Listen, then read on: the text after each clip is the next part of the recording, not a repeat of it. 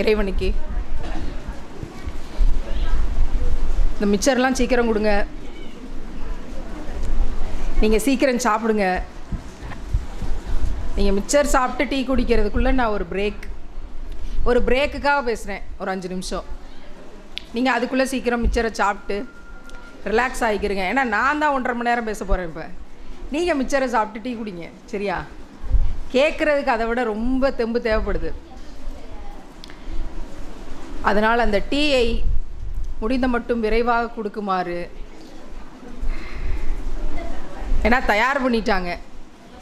அதை இப்போ விட்டால் இடையில கொடுக்கவும் முடியாது. சரி, மகிழ்ச்சி. என்னங்க சமோசா நல்லா இருக்கா? இந்த சின்ன குழந்தைகளை எப்படி இப்போ நான் பேசுகிற வரைக்கும் சமாளிக்கிறதுங்கிறது தான் எனக்கு தெரில. ஆனால் யோசிச்சு பாருங்க, இந்த ஜும்மா பயானுக்கு, ஜும்மா தொழுகைக்கு வெள்ளிக்கிழமை நம்ம ஆட்கள் வீட்டில் இருக்க ஆண்கள் எல்லாம் பள்ளிவாசல் போயிடுறாங்களா?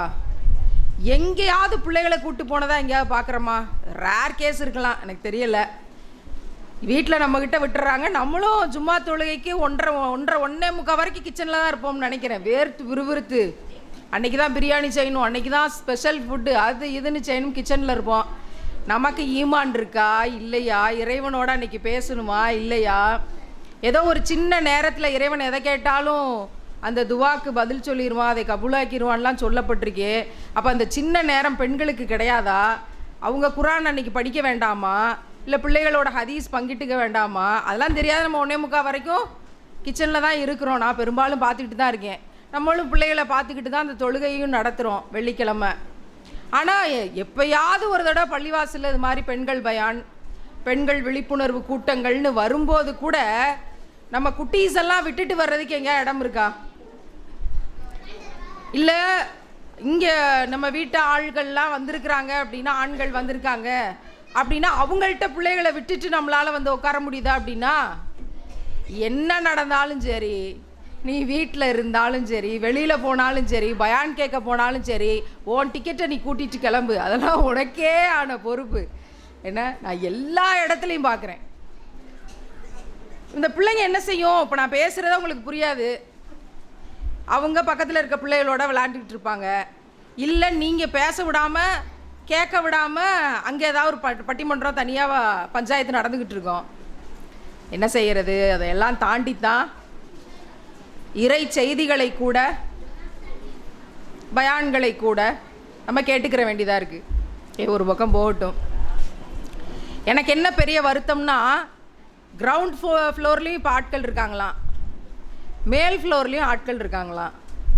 இப்போ என்னால் உங்களை பார்த்து பேசுகிற மாதிரி அப்படியே ஒரு ரவுண்டு எல்லாரும் முகங்களையும் கண்களையும் பார்த்து கொண்டு பேசுகிற மாதிரி அவங்கள பார்க்க முடியலேன்னு வருத்தமாக இருக்குது. குறிப்பாக பெண்களை. ஏன்னா எப்போயாவது ஒரு தடவை தான் இந்த மாதிரி உங்களை எல்லாம் சந்திக்க முடியுது. நான் எல்லா கூட்டங்கள்லையுமே கேட்குறது உண்டு, கடைசியாக எப்போ சிரிச்சிங்க அப்படின்ட்டு. இந்த கூட்டத்திலையும் கேட்குறேன், கடைசியாக எப்போ சிரிச்சிங்க? வாய் விட்டு சந்தோஷமாக எல்லா கவலையும் மறந்துட்டு, என் வீட்டுக்காரரோட ஒரே ஜோக்கு தாங்க எப்பயுமே அப்படின்ட்டு அவர் பேசுகிறத கேட்டு நல்லா சிரித்தோம்னா கண்ணீர் தண்ணி வந்துடணுமா. வாய் விட்டு சிரிச்சா வயிறு வலிக்குதுப்பா, நிப்பாட்டுப்பா அப்படின்னு சொல்கிற அளவுக்கு அந்த சிரிப்பு இருக்குமா. அப்படி கடைசியாக உங்கள் வீட்டுக்காரர் ஜோக் அடிச்சு, இல்லை உங்கள் வீட்டு ஆட்கள் ஜோக் அடித்து எப்போ சிரிச்சிங்க? என்னம்மா அப்படியா? எங்கள் வீட்டுக்காரர் ஜோக்கே அடிக்க மாட்டாருங்க, நீங்கள் ஒரு தடவை சொல்கிறாங்க. நிறைய இடங்கள்ல என்ன தெரியுமா, கடைசியாக ஸ்கூல் படிக்கும்போது, கல்யாணத்துக்கு முன்னாடி நிறைய ஃப்ளாஷ்பேக் தான் போகுதே தவிர, நேற்று சிரித்தேன் இன்னைக்கு காலையில் சிரித்தோம்ல, என்ன ஜோக்கு தெரியுங்களான்னு வரைக்கும் ஒரு இடத்துல ஒரு பெண்மணி என்கிட்ட வந்து சொல்லலாம் கேட்கல. எங்கேயாவது விதிவிலக்கா ஒருத்தர் கை தூக்குவாங்க, 1000 பேரில் ஒருத்தர் கை தூக்குவாங்க. அது ரொம்ப ஆச்சரியமாக இருக்கும் அவங்க சொல்கிற கதையை கேட்டால், அந்த ஒருத்தர் சொல்கிறத. அப்போ நல்லா சிரிங்க அப்படின்னு சொல்லுவேன் நான்.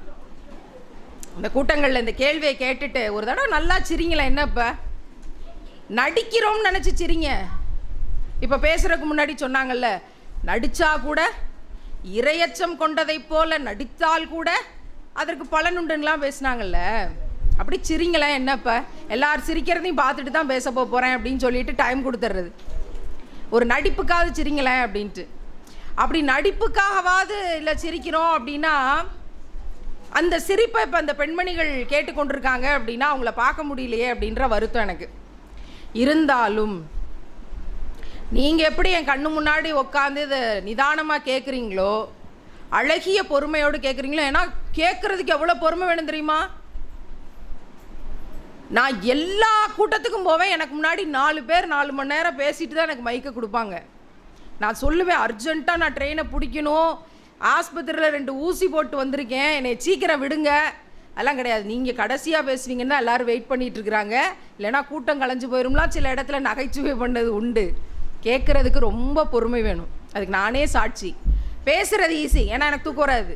நான் கண்டென்ட் அடுத்து யோசிச்சு மூளை யோசிச்சு பேசணும். பேசுகிறது ஈஸி, ஆனால் கேட்குறது ரொம்ப கஷ்டம்.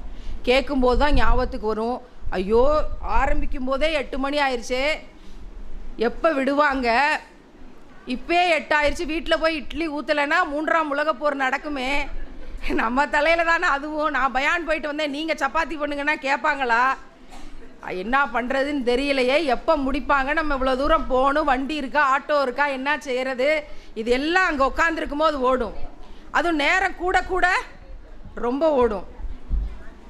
என்ன சொல்கிறேன், இன்றைக்கி ஒரு நாள் அந்த எண்ணத்தை விட்டுருவோம். தயவுசெய்து எல்லாரும் இப்லீஸின் கருவியாகி கொண்டிருக்கிற அந்த செல்ஃபோனை சைலண்ட் மோடில் போட்டுருங்க. மொபைல் இப்லீஸின் கருவியாக மாறிக்கொண்டிருக்கானா? மாறிக்கொண்டு தான் இருக்குது. அதனால் அந்த ஃபோனை தயவு செய்து சைலண்ட்டில் போட்டுருங்க. நான் பேசும்போது எங்கேயாவது டீன் அடிச்சிச்சுன்னா நான் டென்ஷன் ஆயிடுவேன், ரொம்ப டென்ஷன் ஆயிடுவேன்னா தயவு செஞ்சு அதை சைலண்ட் மோடில் இல்லை, வைப்ரேஷனில் கூட போட்டுருங்க. ட்ருன்னு அடிக்கும்போது உங்களுக்கு யாருன்னு பார்த்துக்கிறலாம், இடையில எடுத்து பக்கத்தில் யாரும் டிஸ்டர்ப் பண்ணாது. சரி, 2வது மிக முக்கியமானது, இந்த குட்டீஸ்லாம் இருக்காங்கள்ல, சின்ன குழந்தைங்கள்லாம், அவங்களுக்கெல்லாம் முதவே சொல்லிடுறேன், கையை கட்டி வாயில் வரல வச்சிடணும். அம்மாவை சீன்றது, பக்கத்தில் இருக்கவங்கள்ட்ட சத்தமாக பேசுகிறது, இந்த பஞ்சாயத்து பண்ணுறது, ஃபோனை கூட கேம் விளையாடணும்னு கேட்குறது, இந்த பஞ்சாயத்துலாம் இருக்கக்கூடாது. கையை கட்டி வாயில் வரல வச்சிடணும். நான் டீச்சர், சரியா? டீச்சர்னா யார்? ஸ்கூலில் தெரியும்ல, அடி வெளுப்பாங்களா? நான் அடி வெளுத்து 4 வருஷம் ஆகுது. அதனால் மறுபடியும் இப்போ கூட்டங்களில் அந்த எக்ஸ்பீரியன்ஸ் ஆக வேண்டும். கை கட்டு, வாயில் வரலவே, பிச்சிருவேன், பிச்சு சத்தம் போடாத அப்படிங்கிறதெல்லாம் சொல்லக்கூடிய சுச்சுவேஷனில் இன்றைக்கி பெண்கள் பயானில் பிள்ளைகளோடு சேர்ந்து ஒரு பக்கம் போய்கிட்டு இருக்கு. இப்போ இதெல்லாம் எதுக்கு பேசிகிட்டு இருக்கேன்னு நினைக்கிறீங்க? மிச்சரை சாப்பிட்டு முடிக்கணும்ல. நான் கத்தி நபிகளாரை பற்றி பேசிக்கிட்டு இருப்பேன், அன்னைக்கு கதீஜாவை பற்றி பேசிக்கிட்டு இருப்பேன், நீ சமோசா சாப்பிட்டுக்கிட்டு இருந்தால் எனக்கு எப்படி இருக்கும்? ஆனால் நீங்கள் சமோசாவை சாப்பிட்டு முடிங்க. கரெக்டு தானம்மா? அவளுக்கே புரிஞ்சிருச்சு, குட்டி பிள்ளைக்கு சிரிக்கிறா. அதனால் யாருக்கு சமோசா வரலையோ கேட்டு வாங்கிக்கிறங்க, யாருக்கு டீ வரலையோ அதையும் சீக்கிரம் கேட்டு வாங்கிக்கிறங்க. நான் கொடுத்த 5 நிமிஷத்தில் 4 நிமிஷம் முடிஞ்சிருச்சு, இன்னும் 1 நிமிஷம் தான் டைம் இருக்குது, இன்னும் 1 நிமிஷம் தான் இருக்குது. ஆமாம், எல்லாரும் மொபைலை வைப்ரேஷன் மோடில் போட்டிருப்பீங்கன்னு நம்புகிறேன். அடுத்த 1 மணி நேரத்துக்கு வீட்டை பற்றின சிந்தனை நினைக்காம, கல்யாணம் ஆயிடுச்சுங்கிறத மறந்துட்டு இங்கே இருக்குமாறு பெண்களுக்கு அன்போடு கோரிக்கை வைத்துக்கொள்கிறேன். ஏன்னா என்ன நடக்குங்கிறது எனக்கு தெரியும். முடிஞ்சாமா? எல்லாருக்கும் வந்துருச்சுமா? விடுங்க, போதும், முடிச்சு விடுங்க. நான் ட்ரெயினை பிடிக்கணும். சரி, மகிழ்ச்சி. அப்போ சுவிட்சு அங்கே இருக்குது. ஓகே, மகிழ்ச்சி. அதனால் எல்லோரும் டீ குடிச்சிட்டிங்கன்னு நம்புகிறேன், மிச்சர் சாப்பிட்டு முடிச்சிட்டிங்கன்னு நம்புகிறேன். அல்லது ப்ராசஸ் போய்கிட்டு இருந்தால் சீக்கிரம் முடிங்க, சத்தம் இல்லாமல். பிள்ளைங்களாம் அமைதியாக இருப்பீங்களா? குட்டீஸ்லாம் நீ அமைதியாக இருப்பியாடா? பையனை பார்த்து முதல் கேட்டுறணும். அமைதியாக இருப்பல்லடா, அவன் வேகமாக தலையாட்டிட்டான். சரி, மகிழ்ச்சி. ஓகே. எனக்கு முன்னாடி பேசும்போது யூடியூப்பில் பேசிக்கிட்டு இருக்காங்க இவங்க, சும்மா பார்த்துட்டு போவோம். அவங்கள பயான் கேட்கவா வந்தோம்? யூடியூப்பில் இந்த அம்மா பேசிக்கிட்டு இருக்கு. சில வீடியோஸ் எல்லாம் வைரலாக ஆகிருக்கு. அதுவும் சபரிமாலா என்ற பெண் இஸ்லாம் பற்றி பேசும்போது அதை நிறையா பேர் பார்க்குறாங்க. என்னதான் பேசுது நமக்கு தெரியாத செய்தியன்னு பார்க்குறாங்க.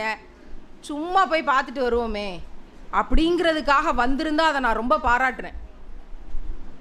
இந்த செய்தியை கேட்கும்போது எப்படி இருக்கும், என்ன இந்த அம்மா யூடியூப்பில் பேசுது, வைரலாக செய்தி போய்கிட்டு இருக்கு, ஒருத்தவங்களை ஒரு யூடியூப்பில் தினம் பார்க்குறோம், ஃபேஸ்புக்கில் தினம் பார்க்குறோம், சும்மா போய் பார்த்துட்டு வருவோம், அவங்கள பார்த்துட்டு வருவோம். பயான் கேட்குறக்காக அவங்க சொல்கிறத கேட்குறக்காண்டிலாம் இல்லைங்கிற செய்தியை நான் மிகவும் மனதார பெரிதும் பாராட்டுகிறேன். அப்படி பயான் கேட்கறதுக்கு வராமல் என்ன பார்க்கறதுக்காக வந்திருந்தா இறைவன் மிகப்பெரிய நற்கூலியை கொடுப்பான். என்ன இப்படியா பேசுவீங்க ஆரம்பத்தில், ஆரம்பிக்கும் போதேவா? ஏன் சொல்கிறேன்னா, சபரிமாலா என்கிற பெண்மணி ஒரு சினிமா ஆர்டிஸ்ட் கிடையாது, ஒரு சின்னத்திரை நடிகை கிடையாது, கண்ணில் கிளிசரினை போட்டுட்டு லிப்ஸ்டிக்கை போட்டுட்டு நடிக்கக்கூடிய ஆட்கள் கிடையாது. அவள் பெரிய 1 லட்சம் ரூபா பேமெண்ட்டை வாங்கிக்கிட்டு டிவியில் பேசுகிற பேச்சாளர்கள்லாம் செலிப்ரிட்டிஸ்ன்னு யாரெல்லாம் உங்களுக்கு தெரியுமோ அவங்கெல்லாம் 1 லட்சம் ரூபா வாங்கி கொண்டு பேசுவார்கள். அப்படி பேசக்கூடிய ஆளும் கிடையாது. பல நாள் கடனை வாங்கிக்கிட்டு கை காசை போட்டுட்டு போய் மாணவர்களை 10 லட்சம் மாணவர்களை சந்திச்சிருக்கேன். அன்புமகள் அனிதா நீட்டில் இறந்தப்ப போராட்டத்தை முன்னெடுத்து என்னுடைய அரசு ஆசிரியர் பணியை மாதம் 1 லட்ச ரூபா சம்பளம் வேண்டாம்னு சொல்லி, எனக்கு இன்னும் 23 வருஷம் சர்வீஸ் இருக்குது, கிட்டத்தட்ட ஒரு 3 கோடி ரூபா வேண்டாம்னு சொல்லி தூக்கி எறிஞ்சிட்டு பிச்சை எடுத்துக்கொண்டு வாழ்ந்து கொண்டிருக்கக்கூடிய இறைவனுடைய சாதாரண அடிமை. அவளை பார்க்க வந்தா என்ன வரலாம்ல? இதில் எதுவுமே இல்லாத ஒருத்தி, ஒரு சாதாரண பிச்சைக்காரினே வச்சுக்கோங்களேன், அது பெரிய மகிழ்ச்சியாக நினைக்கிறேன். இறைவனுக்கான பணியில் அந்த பணியை செய்கிறதுல எனக்கு பெரிய மகிழ்ச்சி தான். அப்போ சமூகம் இன்றைக்கு பல விடயங்களை மாறி மாறி மாறி மாறி மாறி மாறி பார்த்து கொண்டிருக்கு, பேசுது, பரப்புது. அன்னை கதீஜாவை பற்றி பேசுவதற்கு, நபிகளாரை பற்றி பேசுவதற்கு சபரிமாலா இஸ்லாமிய பெண்ணாக இருக்க வேண்டிய தேவையில்லை. ஏன்னா இஸ்லாம் என்பது முஸ்லீம்களுக்கு மட்டும் சொந்தமான மார்க்கம் இல்லை, அது உலக மக்களுக்கானது. இறைவன் என்பவன் முஸ்லீம்களுக்கு மட்டும் சொந்தமானவன் இல்லை, அவன் உலக மக்களுக்கானவன். எல்லாத்தையும் அவன் தான் படைச்சான். நபிகளார் என்னும் அருட்கொடை இஸ்லாமியர்களுக்கு மட்டும் அருட்கொடையா? இல்லை, உலக மக்கள் எல்லோருக்கும் அருட்கொடைதான். திருக்குரான் என்பது புர்கா போட்ட பெண்களுக்கு மட்டும்தான் நேர் வழிகாட்டியா, இல்லை எல்லா பெண்களுக்கும் நேர் வழிகாட்டியான்னு கேட்டிங்கன்னா எல்லா பெண்களுக்கும் நேர் வழிகாட்டி தான்னு பதில்னா சபரிமாலாவுக்கும் நேர் வழிகாட்டி தானே. அப்போ அதை பேசக்கூடாதா? தனக்கு தெரிஞ்சதை எடுத்து வைக்கக்கூடாதா? என்னால் திட்டமிட்டு உறுதியாக சொல்ல முடியும், இங்கே வந்திருக்கிற எல்லா பெண்களுக்கும் எவ்வளவு மார்க்கம் தெரியுமோ, எவ்வளவு நபிகளார தெரியுமோ, எத்தனை தூரம் அன்னையர்களை தெரியுமோ, எத்தனை தூரம் ஹதீஸ் தெரியுமோ, எத்தனை தூரம் திருக்குரான் தெரியுமோ, எத்தனை தூரம் இறைவனை தெரியுமோ, அதை விட 1 கோடி மடங்கு எனக்கு கம்மியாக தான் தெரியும். நான் ஒரு எல்கேஜி ஸ்டூடெண்ட்டு தான் இஸ்லாத்தை பொறுத்த வரைக்கும். நீங்கள் அந்த மார்க்கத்தில் பிறந்ததுலேருந்தே இருந்திருக்கலாம். என்னை விட எனக்கு மார்க்கம் தெரிந்து ஒரு 8 மாதம் தான் ஆகுதுன்னு வச்சுக்கோங்களேன் நான் படிக்க ஆரம்பிச்சு. அப்படி பார்க்க போனால் எனக்கு முன்னாடி இருக்கக்கூடிய, எனக்கு கீழே உட்காந்துருக்கக்கூடிய, எனக்கு மேலே உட்காந்துருக்கக்கூடிய எல்லாருக்கும் என்னை விட பல லட்சம் மடங்கு அதிகமாக தெரியும். ஏன்னா நீங்கள் நிறைய கேட்டுகிட்டே இருப்பீங்க, வாரம் கேட்பீங்க, தினமும் கேட்பீங்க, அதுக்குள்ளேயே இருக்கீங்க, நிறைய விஷயம் உங்களுக்கு தெரியும்ல. ஆனால் என்னுடைய பார்வை அப்படின்னு ஒரு பெண்ணாக சமூக களத்தில் வரதட்சணைக்கு எதிராக நிற்கிறேன். மாதவிடாய் என்பது தீட்டுன்னு ஒரு சமூகத்தை ஒதுக்கி வைக்கிறாங்களே, அவங்களுக்கு எதிராக போராடிட்டு இருக்கேன். 500 கிராமங்களில் வீட்டுக்குள்ளே பெண்களை விடமாட்டாங்க தமிழ்நாட்டில். அதில் 18 கிராமத்துக்கு நான் நேரில் போய் டாக்குமெண்ட்ரி பண்ணியிருக்கிறேன். அதற்கான சட்ட போராட்டத்தை கடந்த 8 ஆண்டுகளாக முன்னெடுத்து கொண்டிருக்கிறேன். குடும்ப வன்முறை அப்படிங்கிறதுக்கு எதிராக போராடிட்டு இருக்கிறேன். இப்படி பல பிரச்சனைகளை நோக்கி ஓடிக்கிட்டு இருக்கும்போது பெண்களுடைய கல்வி மறுப்பு, அதற்கு எதிராக போராடிட்டு இருக்கிறேன். இதற்கெல்லாம் தீர்வாக சிஏஏ போராட்ட களங்களில் நபிகளாருடைய வரலாறு கிடைச்சப்ப, அதை படித்தப்ப இதுதான் தீர்வு அப்படிங்கிற ஒரு பெரிய புரிதல் வந்தப்ப நான் அதை உங்களோட ஷேர் பண்ணணுமா வேணாமா? பகிரணுமா வேணாமா? ஏற்கனவே உங்களுக்கு கூடுதலாக தெரிஞ்சால் நீங்கள் கூடுதலாக தெரிஞ்ச செய்தியை என்னோட பகிரும்போது நான் ஒரு 3000 மேடைகளை கடந்து பேசிக்கொண்டு ஓடிக்கொண்டிருக்கேன் கடந்த 25 வருஷமாக. அப்போ என்கிட்ட இருக்கிற அந்த பேச்சினுடைய கருவி அப்படிங்கிறது உங்கள் மூலமாக பல மக்களுக்கு, பல ஆயிரம் மக்களுக்கு, பல லட்சம் மக்களுக்கு போய் சேர வாய்ப்பு இருக்குல்ல. அப்போ ஒரு சந்திப்பு. நான் என்னுடைய பெண்ணினம் அப்படிங்கிற மக்களாகத்தான் பார்க்குறேன். இஸ்லாமிய பெண்கள் நான் பார்க்கல. என்னுடைய இனம் பெண்ணினம். இப்போ அவங்கள சந்திக்க வேண்டிய தேவை இருக்கு. எல்லா கல்விக்கூடங்களிலும், பள்ளிகளிலும், கல்லூரிகளிலும் ஏற்றி வச்சுக்கிட்டு இருக்கோம். பெண் பிள்ளைகள் பாதுகாப்புங்கிறதுல இஸ்லாம் என்ன சொல்லி இருக்கு? 2ஆம் முறை பார்வையை தாழ்த்திக்கொள். இதை செஞ்சிருந்தா பொள்ளாச்சி பயங்கரத்தில் ஒரு பிள்ளை மாட்டியிருக்க மாட்டான். 1200 வீடியோஸ் வந்துச்சு இல்லையா? அப்போ சில விஷயங்களை மனசு விட்டு ஷேர் பண்ணுறதுக்காக தான் நான் வந்திருக்கேன்னு வச்சுக்கோங்களேன். அது தெளிவு. இப்போ மிச்சர் சாப்பிட்டாச்சு, சமோசா சாப்பிட்டாச்சு, டீ குடிச்சாச்சு, 8:10. இவங்க எப்போ முடிப்பாங்கன்னு நீங்கள் யோசிக்கிறதுக்குள்ளே நான் முடிச்சிடுவேன். மகிழ்ச்சி. ஸோ ஒரு பின் ட்ராப் சைலன்ஸில் தான் இந்த கூட்டங்கள் இருக்கணும் அப்படிங்கிறத சொல்லக்கூடாது. நான் உங்களுக்கு புரிஞ்சிச்சா நான் என்ன சொன்னேன் அப்படின்னு கேட்கக்கூடாது. ஏன் அவங்கள்ட்ட பேசிகிட்டு இருக்கிறீங்க, நான் இங்கே கத்திக்கிட்டு இருக்கேன்ல அப்படின்னு சொல்லக்கூடாது. இந்த மாதிரியான கூட்டங்கள்லாம் தானாகவே பின் ட்ராப் சைலன்ஸாக இருக்கணும். நான் பெரும்பாலான மேடைகளுக்கு போகும்போது இந்த ஏர் கூலர் ஆஃப் பண்ணிடுங்க, இந்த ஃபேன் ஆஃப் பண்ணிடுங்க, எனக்கு எதுவும் காற்றெல்லாம் வேண்டாம், இது எனக்கு டிஸ்டர்பன்ஸாக இருக்குது, எனக்கு அமைதியாக இருக்கணும் இதை பேசும்போதுன்னு சொல்லிவிட்டு பிள்ளைகள்லாம் பேசாமல் இருக்கணும். சரியா? இப்போ தான் 2 ஊசி போட்டுட்டு ட்ரிப் ஏற்றிட்டு வந்து பேசுகிறதுக்காக வந்திருக்கேன்.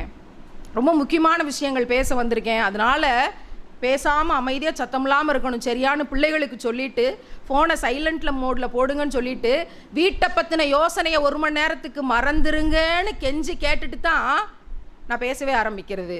இப்போ தான் அந்த மோடுக்கு வந்திருக்கேன். இது வரைக்கும் நான் பேசினது உங்களுடைய ஓய்வுக்காக. சரி, நபிகள் நாயகம் ஸல்லல்லாஹு அலைஹி வஸல்லம் அவர்கள் என்னோட வாழ்க்கையை புரட்டி போட்டிருக்காங்க. எனக்கு விவரம் தெரிஞ்சு என்னுடைய அம்மா 35 பவுன் சேர்த்தாங்க. கொஞ்சம் கொஞ்சமாக வாயை கட்டி வைத்த கட்டின்னு சேர்த்தாங்க. அதுக்கான பலன் என்ன அப்படின்னா 0. இதெல்லாம் என்ன பிச்சை காசு, பிச்சை நகை. அவங்க 100 பவுன் போட்டாங்க, அவங்க 150 பவுன் போட்டாங்க, அவங்க 200 பவுன் போட்டாங்க. நகை அதிகமாக போடுவதுங்கிறதான் ஸ்டேட்டஸ் அப்படின்னு பார்க்கக்கூடிய இஸ்லாமிய குடும்பத்தில் இல்லையா அப்படிங்கிறத நான் உங்கள்கிட்டே விட்டுறேன். இஸ்லாமிய திருமணங்களில் நகை போடுறாங்களா இல்லையாங்கிறத உங்கள்கிட்டே விட்டுறேன். இஸ்லாமிய குடும்பங்களின் கல்யாணங்கள் ஆடம்பர கல்யாணமாக நடத்துகிறாங்களா இல்லையாங்கிறத உங்கள்கிட்டே விட்டுறேன். பொண்ணு வீட்டில் கல்யாணம் முடிஞ்ச உடனேயும் பிரியாணி போடணுங்கிறத 10 லட்சத்துக்கு பிரியாணி போடுறாங்களா இல்லையா கடனை உடனே வாங்கின்றதையும் உங்கள்கிட்டே விட்டுறேன். இதெல்லாம் சரியா இல்லையாங்கிறதையும் உங்கள்கிட்டே விட்டுறேன். நபிகளார் சொன்னாங்க, பள்ளிவாசலில் 1 டம்ளர் பால் 1 பேரிச்சம்பழம் கொடுத்து கல்யாணத்தை எளிமையாக முடிங்க. அதில் ஏதாவது காசு சேர்த்து வச்சுருக்கீங்கன்னா ஒரு ஏழைக்கு கொடுங்க, ஒரு அடிமையாக இருந்து மீட்டெடுங்க, நல்ல அமல்களை செய்கிறதுக்கு அதை பயன்படுத்துங்கன்னு சொல்லி சொன்னாங்க. அப்படி தான் நம்ம கல்யாணங்கள் நடக்குதா அப்படிங்கிறத நான் உங்களோடையே விட்டுறேன். மகர் தொகை அப்படின்னு சொன்னாங்கல்ல, எனக்கு அதை படித்தப்ப ரொம்ப புதுசாக இருந்துச்சு. அது என்ன மகர்? திருமண கொடை அப்படின்னு தமிழில். அதென்ன திருமண கொடை? நீ ஒரு பொண்ணை கல்யாணம் பண்ணணும்னா அந்த பொண்ணு எவ்வளவு தொகை உங்ககிட்ட கேட்குறாளோ அதை கொடுத்தா தான் அந்த பொண்ணு வந்து உனக்கு கிடப்பா. 10 லட்சம் கேட்குறா, என்கிட்ட 9 லட்சம் தான் இருக்குது, பொண்ணு இல்லை. 5 லட்சம் கேட்குறா, 4 லட்சம் தான் இருக்குது, உனக்கு இந்த பொண்ணு இல்லை. 1 லட்சம் கேட்குறா, 50,000 தான் இருக்குது, உனக்கு அந்த பொண்ணு கிடையாது. இது ரூல்ஸ். அவள் கேட்குற தொகையை கொடுத்து நீ அவளை கல்யாணம் பண்ணிக்க. அவளா பார்த்து பின்னாடி ஏதாவது கொடுத்தா நீ வச்சுக்க, இல்லைன்னா அவளை வற்புறுத்தி கேட்கக்கூடாது. அதை கூட எவ்வளோ பெரிய ரூல்ஸ் தெரியுமா? இதை எனக்கு 20 வருஷத்துக்கு முன்னாடி 15 வருஷத்துக்கு முன்னாடி யாராவது சொல்லி கொடுத்துருந்தாங்கன்னா எவ்வளவு பெரிய நன்மையை என்னோட அம்மாவுக்கு நான் செஞ்சுருப்பேன்ல. என் அம்மாவுக்கு நான் செஞ்சுருப்பேன்ல, அவன் நிம்மதியாக இருந்திருப்பாள்ல. நீங்கள்லாம் நகை சேர்க்குறீங்களா இல்லையா அப்படிங்கிற கேள்வியை நான் உங்கள்கிட்ட கேட்குறேன். இஸ்லாமிய பெண்கள் நகை கடைக்கு போய் நகை வாங்குறீங்களா இல்லையா? வாங்குவோம். நகை சேர்க்குறீங்களா? சேர்ப்போம். நகையை பாதுகாப்பு பண்ணி வைக்கிறீங்களா? வாங்குவோம். 15 பவுனுக்கு பிறகும் நகை வாங்குறீங்களா? ஆமாம், வாங்குவோம். எதுக்காக? 2 காரணங்கள் இருக்கலாம். ஒன்று, காதில், கழுத்தில், விரலில், கையில் போட்டு அழகாக இருக்கான்னு பார்க்குறதுக்காக இருக்கலாம். இன்னொன்று காரணம், வீட்டு அவசரத்துக்கு ஏதாவது ஒரு கஷ்ட நஷ்டம் வந்துருச்சுன்னா பார்த்துக்கிறலாம் அப்படின்னு இருக்கலாம். சரியா? 2 காரணம் இருக்கலாம். கல்யாணம் சார்ந்த விடயங்களில் ஸ்டேட்டஸ்க்காகவும் இருக்கலாம். என்கிட்ட 100 பவுன் இருந்தால் நான் இவ்வளோ ஸ்டேட்டஸ், 200 பவுன் இருந்தால் இவ்வளோ ஸ்டேட்டஸ் அப்படிங்கிற காரணமாகவும் இருக்கலாம். நான் நேரடியாக இப்போ கேள்விக்கு வர்றேன். இஸ்லாமிய பெண்களுக்கு நகை போட்டு அழகாக்கி கொள்ள அனுமதி இருக்கா இல்லையா? அனுமதியெல்லாம் இருக்கு. வெளியில் போய் போடக்கூடாது, தன்னை அழகுபடுத்தி கொண்டு வெளியே போகக்கூடாது. சரி, இப்போ ஸ்ட்ரைட்டாக கேள்விக்கு வர்றேன். வீட்டில் இருக்க 50 பவுன் நகையும் வீட்டில் மட்டுமே போட்டுட்டு பட்டுச்சேலை கட்டிட்டு தான் கிச்சனில் பிரியாணி செஞ்சுட்டு ஏங்க நான் அழகாக இருக்கிறேன்னா அப்படின்னு கேட்குறோமா, இல்லை வெளியில் போகும்போது நகையை போட்டு போகிறோமா? அப்போ இந்த கேள்விக்கு பதில் என்னங்கிறது நம்ம மனச்சாட்சிக்கே விட்டுருவோம். வீட்டில் இத்து போன நைட்டின்னு ஒன்று இருக்கும், அதிலேயே எப்போ கிளியும்னு தெரியாதது இருக்கும். நம்ம அதை போட்டு தான் வேலை செய்வோம். ஏன்னா வீட்டு வேலை செய்கிறோம், வேர்த்து விறுவிறுத்து பாத்திரம் கழுவி வீடு தொடச்சி பிள்ளைகளுடைய அசிங்கங்களை எல்லாம் எடுத்து கழுவி இந்த எல்லா வேலையும் செய்யும்போது பட்டுச்சேலை கட்டிட்டு நகை போட்டுட்டு யாரும் செய்ய மாட்டோம். அப்போ கணவன் இருக்கும்போது மட்டும்தான் எல்லா நகைகளையும் போடுறோமான்னு கேட்டால் எனக்கு தெரிஞ்சு அதுக்கு 0 தான் மார்க்காக இருக்கும்னு நான் நினைக்கிறேன். அதையும் உங்கள் முடிவுக்கே நான் விட்டுறேன். அதுக்குள்ளே பேசினோம்னா ஏகப்பட்ட அறிவியல் இருக்குது. சரி, அதுவும் இல்லை, பிறகு எதுக்கு நகை? இப்போ வெளியே போடுறதுக்கு அனுமதி இல்லை, அப்படியே போட்டாலும் ஏதாவது பிரோஜனம் இருக்கா? இப்போ நான் காதில் ஒரு தோடு போட்டிருக்கேன், இது ஒரு 50லேருந்து 100 ரூபாய்க்குள்ளே இருக்கும்னு வச்சுக்கோங்களேன். இது தெரியுது உங்கள் கண்ணுக்கெல்லாம். நானும் முக்காடு போட தான் ட்ரை பண்ணி இங்கே ஊக்கெல்லாம் போட்டு வந்தேன். அது கடைசியில் இந்த நிலைமைக்குள்ள தான் இருக்குது. இது ஒரு பஞ்சாயத்து ஆகும். சபரிமலை என்ன தலையை மறைக்காமல் வந்திருக்கா? அவன் போட்டிருக்கா, இது வரைக்கும் போட்டிருக்கா, இந்த ஒரு முடி கூட தெரியக்கூடாது. இல்லை, இது எவ்வளோ பெரிய ஹராம் தெரியுமா? அது எனக்கும் இறைவனுக்குமானது. உங்களுக்கு என்ன பஞ்சாயத்து? சொல்கிற செய்தி நியாயமாக இருந்தால் கேளுங்க, இல்லைன்னா கடந்து போவோம். சரி, அந்த பஞ்சாயத்து போனால் பெருசாயிரும், அதை விடுங்க. பெரிய பஞ்சாயத்து, தீர்க்க முடியாத பஞ்சாயத்து என்ன. சரி, ரைட்டு. அப்போ நகையை போட்டாலும் இந்த தோடு கூட உங்களுக்கு யாருக்கும் வெளியே தெரியாது, ஃபுல் கவர்டு. கழுத்தில் என்ன இருக்குது தெரியலை, கையில் என்ன இருக்குது தெரியலை, விரலில் என்ன இருக்குன்னு தெரியலாம். பட் இங்கேருந்து எட்டி பார்த்தாலும் எனக்கு உங்கள் கை விரல்லாம் தெரிய போகிறது கிடையாது. அப்போ நீங்கள் என்ன நகை ஸ்டேட்டஸ்ன்னு நினச்சோ அழகுன்னு நினச்சோ போட்டாலும் பிரயோஜனம் இல்லை, தெரிய போகிறதில்லை, உங்கள் கண்ணுக்கு தெரிய போகிறதில்லை, யாராவது கண்ணில் பார்த்தா தான் உண்டு. அப்போ நகை சேர்க்க வேண்டிய அவசியம் எப்படி பார்த்தாலும் இல்லை. எனக்கு தெரிஞ்சு என் சிற்றறிவு கட்டி சொல்கிறேன். சரி, ஒரு ஆத்திர அவசரத்துக்கு அடகு வைக்க வாய்ப்பு இல்லை, வட்டி கணக்கு எழுத முடியாது, வட்டிங்கிற ஸ்பெல்லிங்கே இங்கே தடுக்கப்பட்டிருக்கு, ஹராம். விற்கலாம், தேவைப்பட்டா வித்துடலாம், அதுக்கு வாய்ப்பு இருக்குது.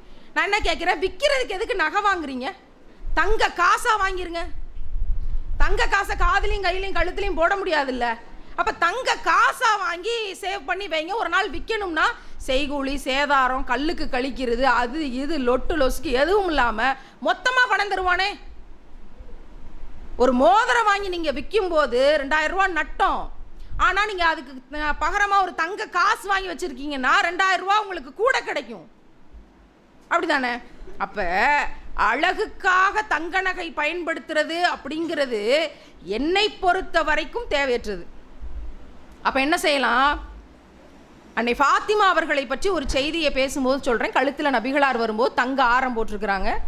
அப்போ நபிகளார் பார்த்துட்டு எதுவும் பேசாமல் கோவமாக போயிடுறாங்க. என்னங்கத்தான் போய் கேட்கும்போது நபிகள் நாயகம் ஸல்லல்லாஹு அலைஹி வஸல்லம் அவர்கள் சொன்னாங்களாம், நபிகளாரின் மகள் இறை தூதரின் மகள் ஃபாத்திமா நரக நெருப்பின் மாலையை அணிந்திருப்பதாக யாரும் கேட்டால் உனக்கு வருத்தமாக இருக்காதாமான்னு கேட்டாங்களாம். உடனே கலத்தி ஒரு ஏழைக்கு கொடுத்தவங்க தான். அதுக்கப்புறம் அவங்க எந்த தங்க நகையும் பயன்படுத்தலையாம். இப்படி ஒரு செய்தி உண்டு.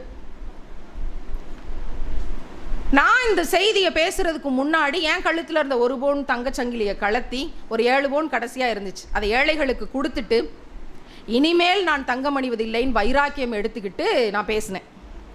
அப்போ நிறைய பேர் என்கிட்ட சொன்னாங்க, ரசுல்லாவின் மகளுக்கு தான் இது ரூல்ஸு, மற்ற பெண்களுக்கெல்லாம் கிடையாது, நம்மளாம் நகை போட்டுக்கிறலாம் அனுமதிக்கப்பட்டிருக்கு, அந்த நகைக்குரிய ஜக்காத் மட்டும் கொடுத்துட்டா போதும், ஆனால் நீங்கள் போடுங்க, நீங்கள் தப்பாக பேசக்கூடாது ஹதீஸை அப்படின்னு சொன்னாங்க. இது ஒரு பெரிய பஞ்சாயத்து. தப்பாக பேசுகிறீங்க, ஹதீஸை தப்பாக பேசுகிறீங்க, மார்க்கத்தை தெரியாமல் பேசுகிறீங்க, ஒரு பெரிய பஞ்சாயத்து ஆகிட்டு இருக்கு. ஒரு பக்கம் பரவாயில்ல, அதை பற்றி தப்பாக திக்கி ஆரம்பத்தில் குர்ஆனை ஓதுனா கூட 2 நன்மை உண்டுன்னு சொல்லியிருக்கிறாங்க. அப்போ நான் படித்து ஒருவேளை தெரியாமல் நான் சொன்னால் கூட 4 பேருக்கு ஏற்றி வச்சுருக்கோம்னா மேபி இறைவன் எனக்கு 2 நன்மை கொடுக்கலாம்ல அப்படின்னு சொல்லிட்டு கடந்து போகிறத தவிர அவங்கள்ட்ட வம்பு வளர்க்குறதுக்கு எனக்கு விருப்பம் இல்லை. சரியா, அதை விட்டுருங்க. அப்போ நான் சொல்கிறேன், கரெக்டு தான் நீங்கள் சொல்கிறது. ஆனால் கிட்டத்தட்ட வாழ்க்கையில் 20 வருஷமாக அழுது அழுது அழுது அன்பை தேடி ஓடி ஏமாந்து சோர்ந்து போய் நிற்கிற எனக்கு நபிகளாரின் மகள் ஃபாத்திமாங்கிற இடத்துக்கு போகணுன்னு ரொம்ப ஆசையாக இருக்குது. அதனால் இதை நான் தவிர்க்க விரும்புகிறேன். நான் ஏழைகளுக்கு கொடுத்துறேன். இனிமேல் நான் வந்து நகை பயன்படுத்துறது இல்லைன்னு அன்னைக்கிலேருந்து நான் தங்கம் பயன்படுத்துறது கிடையாது. கடந்த ரமலான்லேருந்து நான் உங்களை அப்படி வச்சுருக்குங்கன்னு நான் சொல்லலை. தங்க நகை மீதான ஆசை, தங்க நகை இருந்தால் ஸ்டேட்டஸ்ன்னு நினைக்கிற நினப்பு, ஐயோ இந்த நகையை வாங்க முடியலேங்கிற பரிதாபம், கல்யாணத்துக்காக நகை சேர்க்கணுங்கிற கஷ்டம், இதெல்லாம் இஸ்லாமிய பெண்களுக்கு தேவையில்லைங்கிறேன். வீட்டுக்காக வீட்டு கஷ்டத்துக்காக சேவ் பண்ணோம்னா கோல்டு காயினா வாங்கி சேவ் பண்ணி வச்சுக்கிறேங்க அப்படிங்கிற என் ஐடியாவை நான் பகிர்றேன், அவ்வளோதான். அப்போ நாளைக்கு ஒன்று செய்வோம். நான் ட்ரெயினை கேன்சல் பண்ணிவிட்டு நாளைக்கு இங்கே வந்துடுறேன். நீங்களும் நாளை காலையில் ஒரு 10 பவுனை வீட்டில் எடுத்து வச்சுட்டு மிச்சத்தெல்லாம் எடுத்துக்கிட்டு வந்துருங்க. பக்கத்து வீட்டில் இருக்கவங்க இன்றைக்கி வராதவங்க ஆப்சண்ட்டாக இருந்தால் கூப்பிட்டு வந்துருங்க. இங்கே ஒரு சாக்கு பையை விரிக்க சொல்லுவோம், எல்லாரும் போடுவோம். ஒரு நல்ல நகை வியாபாரிகிட்ட கொடுத்து லாபகரமாக விற்று கொடுக்க சொல்லுவோம். எவ்வளவு தொகை வருதோ அதை நமக்குள்ளே பிரிச்சுக்குவோம். இவங்க கஷ்டப்படுறாங்க, இவங்க நம்மளை விட கஷ்டப்படுறாங்க, அந்த பிள்ளைக்கு படிக்க முடியல, இவனுக்கு சோறே இல்லை, அவங்க வைத்தியத்துக்கு வந்து காசு இல்லாமல் இருக்கிறாங்க, அவங்களுக்கெல்லாம் நமக்குள்ளே இருக்கிறவங்களே கடினப்படுறவங்க யாருன்னு பார்த்து பிரித்து கொடுத்துருவோம். என்ன சொல்கிறீங்க? செஞ்சுருவோமா? இன்ஷா அல்லாவா? ஆமீன். அப்போ ட்ரெயின் டிக்கெட்டை கேன்சல் பண்ணும் போல இருக்கே. நானும் எல்லா கூட்டத்துலேயும் இதை கேட்டுட்டு தான் இருக்கேன். எல்லாரும் சிரிக்கத்தான் செய்கிறாங்க பெரும்பாலும். என்ன காரணம்னா, ஒருவேளை நாளைக்கு வந்துருவாளோ, ரமியல் நாயகம்லாம் சொல்கிறா, அன்னை ஃபாத்திமாவெல்லாம் சொல்கிறாங்க அப்படின்ட்டு. என்ன சொல்ல வரேன்னா, நான் வரப்போகிறதும் இல்லை, சாக்கு பையை விரிக்க போகிறதும் இல்லை. நீங்கள் இந்த கூட்டத்தில் இருந்து தயவு செய்து ஒரு உறுதிமொழி எடுத்துக்கங்க. என்னையும் சேர்த்து தான் சொல்கிறேன், என்னையும் சேர்த்து தான். என்ன உறுதிமொழினா, நான் சாகிற வரைக்கும் இனிமேல் நகை மீது நகை போட்டால் தான் அழகுங்கிறது மேலே எனக்கு ஆசை இல்லை. யார் சொன்னா நகை போட்டால் தான் அழகுன்னு? சபரிமாலா விதவிதமாக நகை போட்டிருந்தப்ப, மென்பட்டு சேலை கட்டி பட்டிமன்ற நடுவராக இருந்தப்ப, தலை நிறைய பூ வச்சுருந்தப்ப, பொட்டு வச்சுருந்தப்ப, லிப்ஸ்டிக் போட்டிருந்தப்ப, ஃபுல்லாக ஒரு பியூட்டிஷியனை கூப்பிட்டு வந்து மூஞ்சி ஃபுல்லாக பெயிண்ட் அடித்து உட்காந்து நடுவர் சேரில் இருந்தப்ப இல்லாத கண்ணியம், அழகாக பாதி தலையை கவர் பண்ணுற மாதிரி ஒரு முக்காடு போட்டு அந்த பொட்டை எடுத்தேன், அவ்வளவுதான். எவ்வளவு பேர் சொல்லிட்டாங்க தெரியுமா, எவ்வளவு அழகாக இருக்குது, எத்தனை அழகாக இருக்குது, எத்தனை கண்ணியமாக இருக்குது. இதுதான் அழகு, அதுதான் அழகு. இறைவன் உங்களுக்கு தானாகவே அந்த டெக்னிக்கெல்லாம் சொல்லி கொடுத்துட்டாங்களே. சின்ன பிள்ளையிலேருந்தே நம்ம நகை போடணும்னோ, ப்ரெஷ்ஷை வச்சு பெயிண்ட் அடிக்கணும்னோ, அனுமதிக்கப்பட்ட ஏரியாவே முகம் மட்டும்தான். ஆனால் அந்த முகத்தில் 28 ப்ராடக்டை போட்டு பெயிண்ட் அடித்து லிப்ஸ்டிக்கு போட்டு ஐப்ரோ த்ரெட்டிங் பண்ணி அதுக்கு ஒரு லேயர், இந்த மேல் இமை கீழிமை, அப்புறம் வந்து மேலே இருக்கக்கூடிய இதுக்கு வந்து ஐலைனர் மஸ்காரா, என்ன பேர்னே தெரில. நான் கேட்டேன், இதெல்லாம் என்ன அரபு பெயர்களா அப்படின்ட்டு. அப்படியும் இல்லை, ஆனால் அதுக்கெல்லாம் அவ்வளோ பேர் இருக்குது. 28 பொருளை முகத்தில் மட்டும் போட்டு வர்றதுக்கு சும்மாவே வரலாமே. புர்காவும் போட வேண்டியதில்லை, தலையையும் கவர் பண்ண வேண்டியதில்லை, வசீகரம் மட்டும் தாராளமாக இருந்திருக்கலாமே, அப்படி தானே? அப்போ என்ன நோக்கம் கருதி இதை சொல்லப்பட்டிருக்கு அப்படின்னு பார்க்கும்போது இந்த இடத்துல நம்ம ஒரு உறுதிமொழி எடுத்துக்கொள்வோம். இங்கே இருக்க பெண்கள், இன்னொரு தளத்தில் இருக்கக்கூடிய பெண்கள், நம்ம எல்லாரும் சேர்ந்து ஒரு உறுதிமொழி எடுத்துக்கிடுவோம். என்ன உறுதிமொழி? நகை மீது ஆசை இல்லை, இனி நகை கடைக்கு போய் நகை வாங்குவது இல்லை, எனக்கு பெண் பிள்ளை இருந்தால் கண்டிப்பாக நகை போட்டு கல்யாணம் முடிப்பதில்லை. நல்லா கேட்டுக்கிறங்க, பொம்பளை பிள்ளை இருந்தா நகை போட்டு கல்யாணம் முடிப்பதில்லை. இது இந்த உறுதிமொழியை வைராக்கியமா எடுத்துக்கிறங்க. அப்படி செஞ்சா அது ஹராம், அனுமதியே இல்லை, தேவையில்லைங்கிறேன். எதுக்கு நகை போடணும்? என்ன அவசியம்? வேற ஏதாவது செஞ்சு கொடுத்துட்டு போகலாம். அழகுபடுத்தக்கூடிய அவசியம் இல்லை. அப்படி யாராவது இத்தனை பவுன் போடுன்னு கல்யாணத்தில் கேட்டால், அதுக்கு சம்மதிச்சு நாம் போட்டால், அதற்கு பெயர் திருமணம் இல்லை. அதுக்கு பேர் திருமணம் இல்லை. மார்க்கத்தில் தடை செய்யப்பட்ட ஒன்றை நம்ம வாழ்க்கையில் செஞ்சோம்னா நரக நெருப்புல இருந்து தப்பிக்க முடியும்னு நினைக்கிறீங்களா? நிச்சயமா இல்லை. செய்யக்கூடாதுன்னு ஏன் சொல்லியிருக்கு? ஒரு சமூகத்தை காப்பாற்ற தான் சொல்லியிருக்கு. என்கிட்ட இருக்குன்றதுக்காண்டி நம்ம அதை செஞ்சு காட்டினோம்னா இல்லாதவன் என்ன செய்வான்? மறைமுகமாக ஒரு கஷ்டத்தை தூண்டியதுக்காக வேணும் இந்த நரக நெருப்பு நமக்கு கிடைச்சிரும். அது வேண்டாம். பெண் பிள்ளைக்கு நகை போட்டு கல்யாணம் செய்யாதீர்கள். அப்படி நகை போடலாம்னு முடிவெடுத்தாலும் கைக்கு ஒன்று, காலுக்கு ஒன்று, தலைக்கு ஒன்று, ஒட்டியானம் மட்டும்தான் இன்னும் போடலை. ஏன்னா அப்பப்போ அந்த வயிறு மாறக்கூடிய வாய்ப்பு இருக்குங்கிறதுனால அதை செய்யலை. இப்போ ஒரு செட்டை மட்டும் வச்சுக்கிட்டு அதுக்கப்புறம் நகை வாங்காதீங்க. அடுத்த ரமலானுக்குள் 15 பவுனுக்கு மேலே நகை இருப்பவங்க தயவு செய்து உங்களை சுற்றி இருக்கிற ஏழைகளுக்கு ஏதாவது ஒரு நகையை தானமாக கொடுங்க. நகையாவே கொடுங்க. உங்களுக்கு நகை மேலே இருக்கிற ஆசை அற்று போகட்டும். அந்த இடத்துல ஈமானின் சதவீதம் அதிகரிக்கட்டும். இந்த உறுதிமொழியை எடுக்காம தயவு செய்து இங்கேருந்து யாரும் போகாதீங்க. உங்களை கெஞ்சி கேட்டுக்கிறேன். இறைவனின் திருப்பெயரால் இந்த விஷயத்தை கேட்டுக்கிட்டு இருக்கிற எல்லா பெண்களுக்கும் இறைவன் இந்த உணர்வை வைராக்கியமாக்கி எல்லா பெண்களின் இதயங்களிலும் போற்றட்டும். ஆமீன். அதுலேருந்து வெளியே வருவோம். ஒரு சிறையிலேருந்து வெளியே வருவோமே. நம்ம என்ன பொம்மையா எல்லாத்தையும் மாட்டிக்கிட்டு அழகுபடுத்திக்கிட்டு இல்லை. முதல் விஷயம், முதல் உறுதிமொழி நகை அண்ட் மேக்கப். இதிலிருந்து நம்ம வெளியே வர்றோம். இது அழகு அல்ல.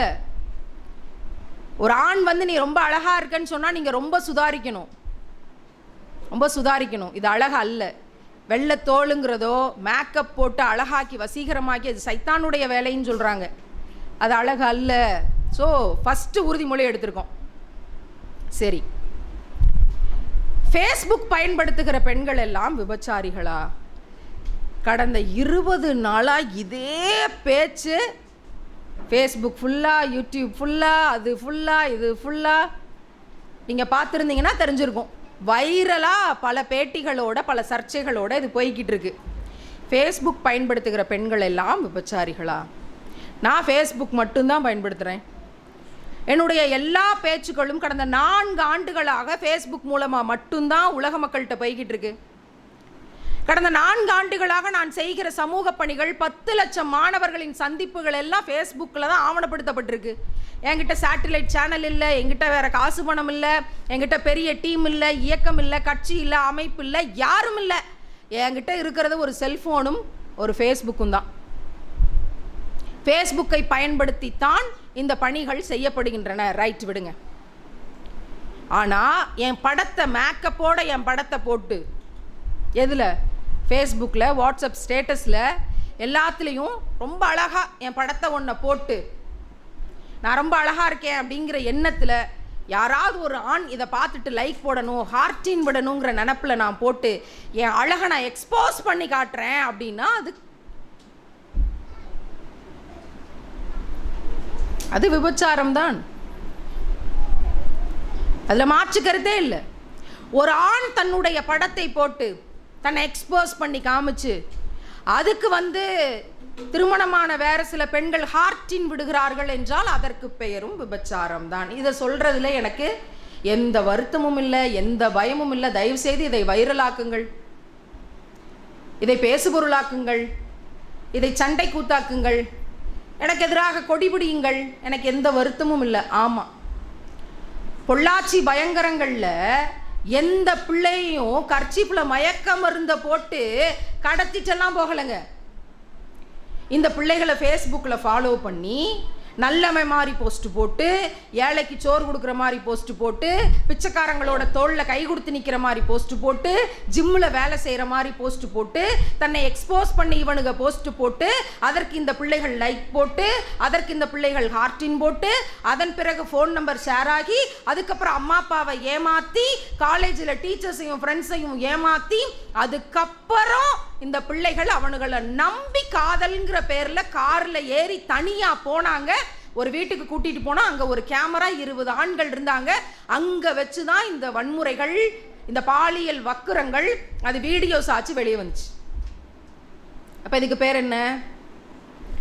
இதுக்கு பேர் என்ன? இப்போ இந்த கருவிக்கு பேர் என்ன? இப்போ இந்த ஃபேஸ்புக்கை பயன்படுத்திய பெண்கள் என்ன செஞ்சாங்க? இந்த ஃபேஸ்புக்கை பயன்படுத்திய ஆண்கள் என்ன செய்தார்கள்? பொள்ளாச்சி பயங்கரங்களுக்கு எல்லாம் நீதி கிடைச்சிருச்சா? இன்னைக்கு நம்ம பேசுகிறோமே, நீங்கள் போலீஸில் போய் சொல்லுங்க, இந்த நம்பருக்கு ஃபோன் பண்ணி தைரியமாக சொல்லுங்க, நாங்கள் ரகசியமாக பார்த்துக்கிறோம்னு சொல்கிறோமே. பொள்ளாச்சியிலேருந்து பாதிக்கப்பட்ட ஒரு பிள்ளை போய் போலீஸ்ட்டு எஸ்பி கிட்ட போய் சொன்னாலே, அந்த பிள்ளையோட பேரோட யாரு இன்னாருங்கிறதோட அந்த எஸ்பிங்கிற தருதலை எல்லா விவரங்களையும் பொதுத்தளத்தில் வெளியிட்டானே. அவனுக்கு என்ன தண்டனை கொடுத்தோம்? ஒரு ஊர்லேருந்து இன்னொரு ஊருக்கு டிரான்ஸ்ஃபர் பண்ணியிருக்கோம், அவ்வளோதான் தண்டனை. ஆனால் அந்த பெண் பிள்ளையோட நிலைமை, தன் ரகசியம் பாதுகாக்கப்படும் நம்பி மற்ற பிள்ளைகளை பாதுகாக்கணுமே நினச்சி தான் மானம் போனாலும் பரவாயில்லன்னு நினச்சி கம்ப்ளைண்ட் பண்ண பிள்ளையோட நிலைமை. இதுக்கு யார் காரணம்? ஃபேஸ்புக் காரணமா இல்லையா? அதனால தான் ஃபேஸ்புக் பயன்படுத்தும் போது தன்னை எக்ஸ்போஸ் பண்ணி தான் அழகை காமிச்சு இன்னொருத்தனை அல்லது இன்னொருத்திய கவர்ந்துடணுங்கிற நினைப்போட போட்டால் அதற்கு பெயர் விபச்சாரம் தான். எத்தனை பெண்கள் தெரியுமா ஹார்ட்டின் விடுறாங்க? அவளுக்கு கல்யாணமாக இருக்குது, குழந்தைங்க இருக்காங்க, இன்னொரு குடும்பம் இருக்கு, ஆனால் திருமணமான இன்னொரு ஆண் ஒரு பதிவை போட்ட உடனே 25 பேர் இருக்காங்க. Doing doing doing doing doing எல்லாம் ஹார்ட்டின் தான். நான் ஹார்ட்டின் தான் அம்பு விடுறது எல்லாம். இதுக்கு பேர் என்ன தனம்? இப்லீஸ் தனம் இல்லையா? இப்லீஸ் தனமா இல்லையா? இன்னைக்கு ஃபேஸ்புக் அப்படிங்கிறதுல ஒரு குரூப் ஆரம்பிக்கப்படுது. அந்த குரூப்பில் ஃபார் எக்ஸாம்பிள் இஸ்லாம் சார்ந்த ஏதோ ஒரு பேரே அதுக்கு வச்சுக்கிறாங்க. ஹதீஸ்னு வச்சுக்கிறாங்க, பயான் வச்சுக்கிறாங்க, ஏதோ ஒரு பெயர்களை அந்த குரூப்புக்கு பெயர்களாக இஸ்லாம் சார்ந்தே வச்சுக்கிறாங்க. அதில் இஸ்லாமிய பெண்களும் இருக்காங்க, இஸ்லாமிய ஆண்களும் இருக்காங்க, எக்ஸட்ரா எக்ஸட்ரா எல்லாரும் இருக்கிறாங்க. ஒரு 200 பேர் அதில் சேர்ந்துக்கிறலாம், 250 பேர் சேர்ந்துக்கிறலாம். அதில் நான் வந்து ஃபேஸ்புக் பயன்படுத்துகிறேன். நான் எவ்வளோ பெரிய இன்டெலிஜென்ட் தெரியுமா?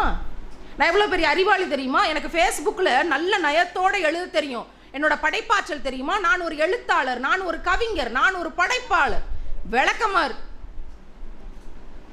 அப்படின்னு சேர்ந்து கொள்ளுகிறார்கள். ஆண்களும் சேர்ந்து கொள்ளுகிறார்கள். 12 மணிக்கு நைட் எல்லாம் ஒன்று கூடுறாங்க குரூப்பில். எல்லா வீட்லேயும் இந்த பெண்களோட வீட்டுக்காரருங்கெல்லாம் பாவம் மிச்சர்கள் போல இருக்கு, தூங்கிடுவாங்களாட்டிருக்கு. அந்த வீட்டம்மாக்கள்லாம் அந்த ஆண்களுடைய வீட்டம்மாக்களும் பாவம் வேலை செஞ்சு களைப்பில் தூங்கிடுவாங்க போல. இவங்கெல்லாம் 12 மணிக்கு மேலே நைட்டு ஒன்று கூடி டான்ஸ் ஆடுறாங்க, பாட்டு பாடுறாங்க, கூத்தடிக்கிறாங்க. 2 மாசத்துக்கு ஒரு தடவை கேதரிங். எதுக்கு? நாங்கள் எல்லாம் எங்கள் அறிவை பயன்படுத்தி ஒன்று கூடி இந்த நாட்டை சமூகத்தை மாற்ற போகிறோம். மறுபடியும் அதே விளக்கமாறு தான். இவங்கெல்லாம் கேதரிங்கிற பேரில் ஒன்று கூடி எல்லா இபிலிஸ்தனமான வேலையும் செய்கிறார்கள். நம்ம நினைக்கிறோம் இவங்கெல்லாம் ஒன்று கூடி நாட்டை காப்பாற்றுறதுக்காக ஒன்று கூடி இருக்கிறாங்க போல, சமூகத்தை திருத்துறதுக்காக படைப்பாளர்கள்லாம் ஒன்று கூடி இருக்கிறாங்க போல. இதை மேடையில் நம்ம எதையாவது பேசி இதை செய்யாதீங்கன்னு சொல்லிட்டோம்னா எப்படி நீங்கள் பேசலாம்? நீங்கள் என்ன பெரியவங்களா அவங்களா? முற்போக்குவாதிகளை பார்த்து இப்படி பேசுகிறீர்கள்.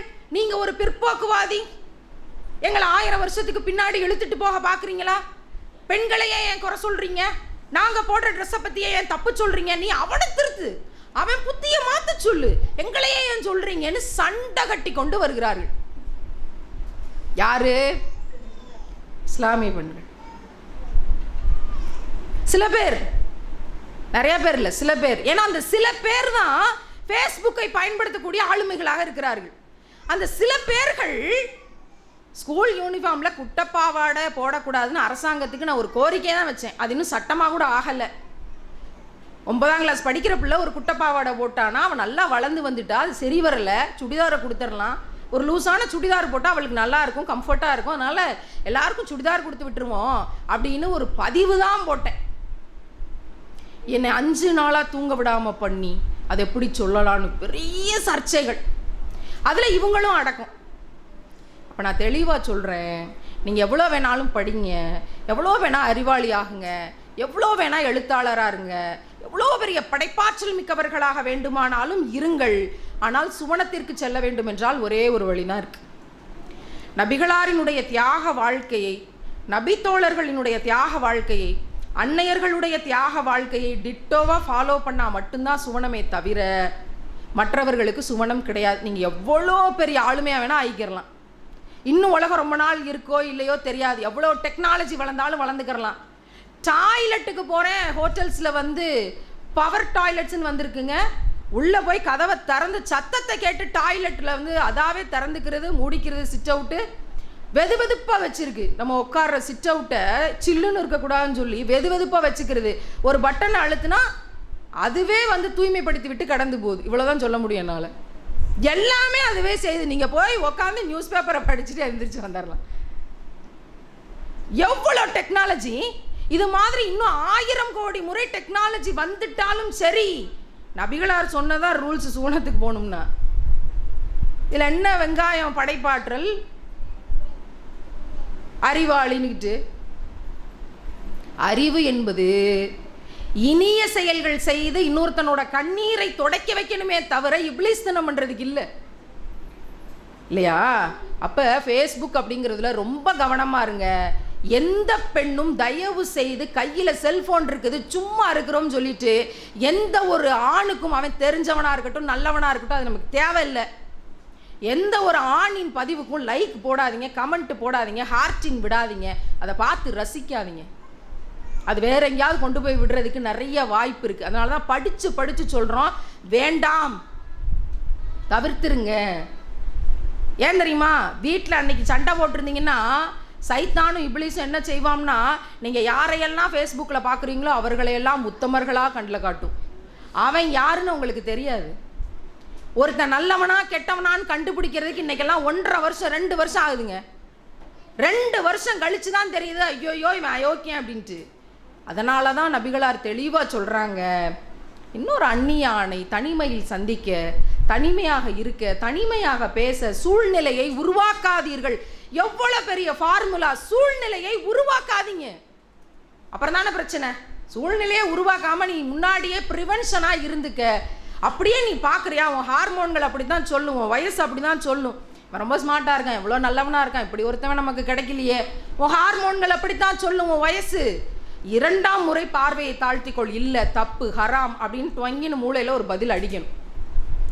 2ஆம் முறை பார்வையை நீ தாழ்த்திக்கல அப்படின்னா கண்கள் விபச்சாரம் செய்திருக்கின்றனன்னு கடைசியில் விசாரிக்கப்படும் சொல்லியாச்சு. அவ்வளோதான். செத்துட்டா நரக நெருப்பில் கிடக்கும்போது ஐயோ என்னை இன்னும் கொஞ்ச நாள் ஆயுசு கொடுத்து விடுங்களேன், நான் சென்னையில் போய் நான் இருந்த இடத்துலையே இருந்து கொஞ்சம் நல்லது பண்ணிட்டு வந்துடுறேன், நல்லது மட்டுமே பண்ணிட்டு வந்துடுறேன், என்ன இந்த நரக நெருப்புலேருந்து கொஞ்சம் ரிலீஸ் பண்ணி விடுங்களேன்னு கதறுவாங்களா மக்கள். திருக்குறானில் இருக்குது. அப்போ இறைவன் 2 கேள்வியை தான் கேட்பானா. 1, உனக்கு நிறைய ஆயுசை கொடுத்தனா இல்லையா? ஆமாம் கொடுத்தீங்க. அப்போ ஏன் நீ நல்லது செய்யலை? பதில் இல்லை. நீ மனிதனாக பிறந்து தப்பு செஞ்சு வாழ்ந்துகிட்டு இருக்கும்போது ஐயோ நீ தப்பு பண்ற, இதை எப்படியாவது மாத்திக்க, இல்லைன்னா உனக்கு நரகத்தில் நெருப்பு தான் கிடைக்கும்னு யாராவது வந்து உன் காதுக்குள்ள செய்தியை ஊற்றி சொன்னார்களா இல்லையான்னு இறைவன் கேட்பானா. இப்போ நான் ஃபேஸ்புக்கை பற்றி இவ்வளோ பேசிட்டேன், உங்கள் காதுக்குள்ள செய்தின்னு சொல்லியாச்சு. காதுக்குள்ள செய்தியை சொன்னாங்களா இல்லையாப்பா? ஆமாம் சொன்னாங்க. அப்போ நீ கேட்டியா? கேட்கல. அப்போ உனக்கு இவ்வளோதான். கருணையற்ற இறைவன் கடந்து போவானா. இது திருக்குறான் சொல்லுது. சரி, உங்களுக்கெல்லாம் இந்த நிலைமை, எனக்கு என்ன நிலைமை தெரியுமா? நான் இப்படி பேசியிருக்கேன்ல, இவ்வளவும் பேசிட்டு இதை நான் செய்யலைன்னு வைங்களேன், நீங்கள் என்னை மகான் மாதிரி பார்க்கக்கூடாது. இவ்வளையும் பேசிட்டு நான் செய்யலை, நான் பேசினதுக்கு மாறு செய்து ஒரு வாழ்க்கை வாழ்கிறேன் அப்படின்னா என் குடலை பூரா கிழிச்சு உள்ளே இருக்கிறதெல்லாம் எடுத்து குடல் தனியாக எரிஞ்சுக்கிட்டு இருக்கும், நான் தனியாக எரிஞ்சுக்கிட்டு இருப்பேன். அது ரொம்ப கொடுமையாக, ரொம்ப வலிக்குமா. இப்போ சுற்றி இருக்கவங்கலாம் பரிதாபப்பட்டு கேட்பாங்களே, ஏன்பா நீ எதுவுமே நல்லது பண்ணலையா? அப்போ நான் சொல்லுவேன், நான் இல்லை, நான் இறைவன் பாதுகாக்கட்டும். சொல்லும் போதே பயமாக இருக்கு. இறைவனுடைய செய்திக்காக தான் அதை சொல்கிறேன். அப்போ எரிந்து கொண்டிருக்கிற அந்த நபர் சொல்லுவாங்களாம், ஏன்னா கற்பனைக்கு கூட அப்படி சொல்ல வாய் வரமாட்டேது பாருங்க, பதறுது நமக்கு. அதுக்கு பேர் தான் இறை அச்சம் அப்படிங்கிறது. விளையாட்டு கூட சொல்லக்கூடாதுப்பா. அப்போ அந்த நபர் சொல்லுவாங்களா, இல்லை நான் மார்க்கத்தை எடுத்து சொன்னேன், ரசூல்லா சொன்னதை எடுத்து சொன்னேன், திருக்குறானை எடுத்து சொன்னேன், ஆனால் அதன்படி நான் நடக்கலை, அதனால் அவங்கள விட எனக்கு இத்தனை மடங்கு தண்டனை அதிகம்னு சொல்லுவாங்களாம். பார்த்துக்கிறங்க. நபிகளார் விண்வெளி பயணம் போனப்போ நிறைய பெண்களும் நிறையா மார்க் அறிஞர்களும் இருந்ததா சொல்லியிருக்காங்களாம். இப்போ பெண்களுக்கு வாரம் வாரம் இதை போல் ஜும்மா பயான் போல் பெண்களுக்கு வாரம் பயான் நடக்கணும்னு பள்ளிவாசல் தோறும் சொல்லிட்டு இருக்கேன் நான். வாரம் பெண்களை ஒன்று கூட்டி வாரம் அவங்களுக்கு செய்தி எடுத்து சொல்லி வாரம் அவங்களுக்கு புரிகிற மாதிரி செய்தியை சொல்லி அடுத்த தலைமுறை பெண் பிள்ளைகள், இனி கல்யாணமாகாத பெண் பிள்ளைகளுக்கெல்லாம் இதை தெளிவாக எடுத்து வைக்கணும். ஏன்னா அவங்க வளர்க்கக்கூடிய பிள்ளைகளில் ஒரு பிள்ளை கலிஃபா உமராக வளர்க்கப்படலாம். அவங்க வளர்க்கப்படுற பிள்ளைகளில் யாராவது ஒருத்தர் அன்னை ஆயிஷா மாதிரி இன்டலெக்சுவலாக வளர்க்கப்படலாம். மிகப்பெரிய நன்மை இந்த சமூகத்துக்கு விளையலாம். அவங்க அப்படி பியூராக இருந்தால் தானே அப்படி பியூராக கொடுக்க முடியும் நம்மளால். அப்போ இந்த வேலையை செய்ய வேண்டியிருக்கு அப்படிங்கிறத சொல்கிறோம்னா இந்த இடத்துல 2வது உறுதிமொழியை எடுத்துக்கொள்வோம். அது என்ன 2வது உறுதிமொழி? யாராவது வந்து நம்மை திருத்தி கொள்ளுங்கன்ற செய்தி நம்ம காதுக்குள்ளே விழுந்துச்சுன்னா எங்களுக்கு தெரியாதாக்கும், இந்த அம்மா புதுசாக வந்து பேசிக்கிட்டு இருக்கு, இவர் வந்து புதுசாக பேசுகிறாராம்மா, நாங்களாம் அப்படி தான் இருக்கோம் அப்படிங்கிற மனப்பான்மை இல்லாமல் ஒருவேளை ஏதாவது இருக்கோ அப்படின்னு ஒரு அகத்தாய்வு பண்ணி, அப்பா நம்ம அதில் இல்லைப்பா தப்பிச்சோம், இறைவன் பாதுகாத்துட்டான், ஒன்று அந்த ஆன்சர் வரும். இல்லை லைட்டாக இருக்குது, இந்த இடத்தோட உறுதி எடுத்துக்கொண்டு போவோம், இனி வாழ்நாள் அந்த தப்பு நமக்கு நடந்துடக்கூடாதுங்கிறதுல எச்சரிக்கையாயிடணும். இது ரெண்டில் ஏதாவது ஒரு உறுதிமொழியை இப்போ ரெண்டாவது உறுதிமொழியாக எடுத்துக்கிடுவோம். முதல் உறுதிமொழி நகை சார்ந்து, மேக்கப் சார்ந்து, அழகு சார்ந்து, அதுலேருந்து வெளியே வரணும். ரெண்டாவது உறுதிமொழி தவறை திருத்தி கொள்ள நான் தயங்க மாட்டேன். அம்மா இத்தனை நாள் தப்பு செஞ்சுட்டேன், இப்போ திருந்திக்கிறேன். அப்போ படிக்கிற வயசு பிள்ளைங்க இங்கே இருக்காங்க அப்படின்னா, உங்கள் பிள்ளைங்க படிக்கிற வயசு பிள்ளைங்களா இருக்காங்கன்னா, கீழேயோ மேலேயோ படிக்கிற வயசு பிள்ளைங்க இருக்காங்கன்னா, அந்த படிப்பை குட்டீஸ் இங்கே இங்கே இங்கே நான் சரியா, இன்னும் கொஞ்சம் நேரத்தில் முடிச்சிருவேன் சரியா. பரிதாபமாக இருக்கு. அப்போ படிக்கிற வயது பிள்ளைகள் இருக்காங்கன்னா ஒரு உறுதிமொழி எடுக்கணும். படிக்கிற வயசில் அம்மா அப்பாவை ஏமாத்திட்டு காதல் செய்ய மாட்டேன். உறுதிமொழி கண்டிப்பாக எடுங்க. அவங்க எவ்வளோ நல்லவங்களாக இருந்தாலும் சரி, எவ்வளோ யோக்கியமானவங்களாக இருந்தாலும் சரி, அவன் வந்து சொல்லுவான், ஐயோ உன்னை பார்க்காம என்னால் இருக்க முடியல, நீ இல்லைன்னா நான் செத்துருவேன். யோசிக்காமல் சொல்லுங்கள், ஆல் த பெஸ்ட், சீக்கிரம் செத்துடுறா. யோசிக்கவே செய்யாதீங்க, ஒரு பயம் சாக மாட்டான், உங்களை கொலை பண்ணாமல் விட மாட்டான். அப்படியான சமூகம் இந்த சமூகம். யாரும் உனக்காகவே நான் வாழ்ந்து, உனக்காகவே என் வாழ்க்கையை தியாகம் பண்ணி, உன்னுடைய கனவுகளை நனவாக்குறதுக்காகவே நான் கணவராகிறேன்னு யாரையாவது எழுதி கொடுக்க சொல்லுங்க பார்ப்போம். உங்கள் அம்மாக்கள்கிட்ட கேளுங்க, படிக்கிற பிள்ளைங்க உங்கள் வீட்டில் சண்டை நடக்கும்போது உங்கள் அம்மாவை உங்கள் அப்பா எவ்வளோ அன்பாக திட்டுவாருன்னு யோசிச்சு பாருங்க.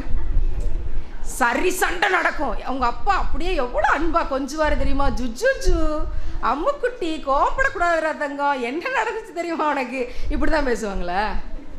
கெட்ட வார்த்தைனா மேடையிலே சொல்ல முடியாது, வருதா இல்லையா?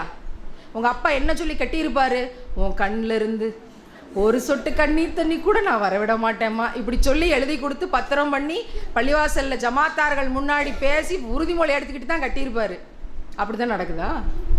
பலாருன்னு ஒன்று விழுகும் சில சமயம், போடே உங்கள் அம்மா வீட்டுக்கு, என்ன திருப்பி அறைய முடியும், மனசுக்குள்ள ஒரு குரல் சொல்லணும், இன்னும் ரெண்டப்பா அப்பீரோன்ட்டு, ஆனால் கையும் வராது மனசும் வராது, கம்முன்னு இருப்பா, கண்ணீர் மட்டும் வரும்.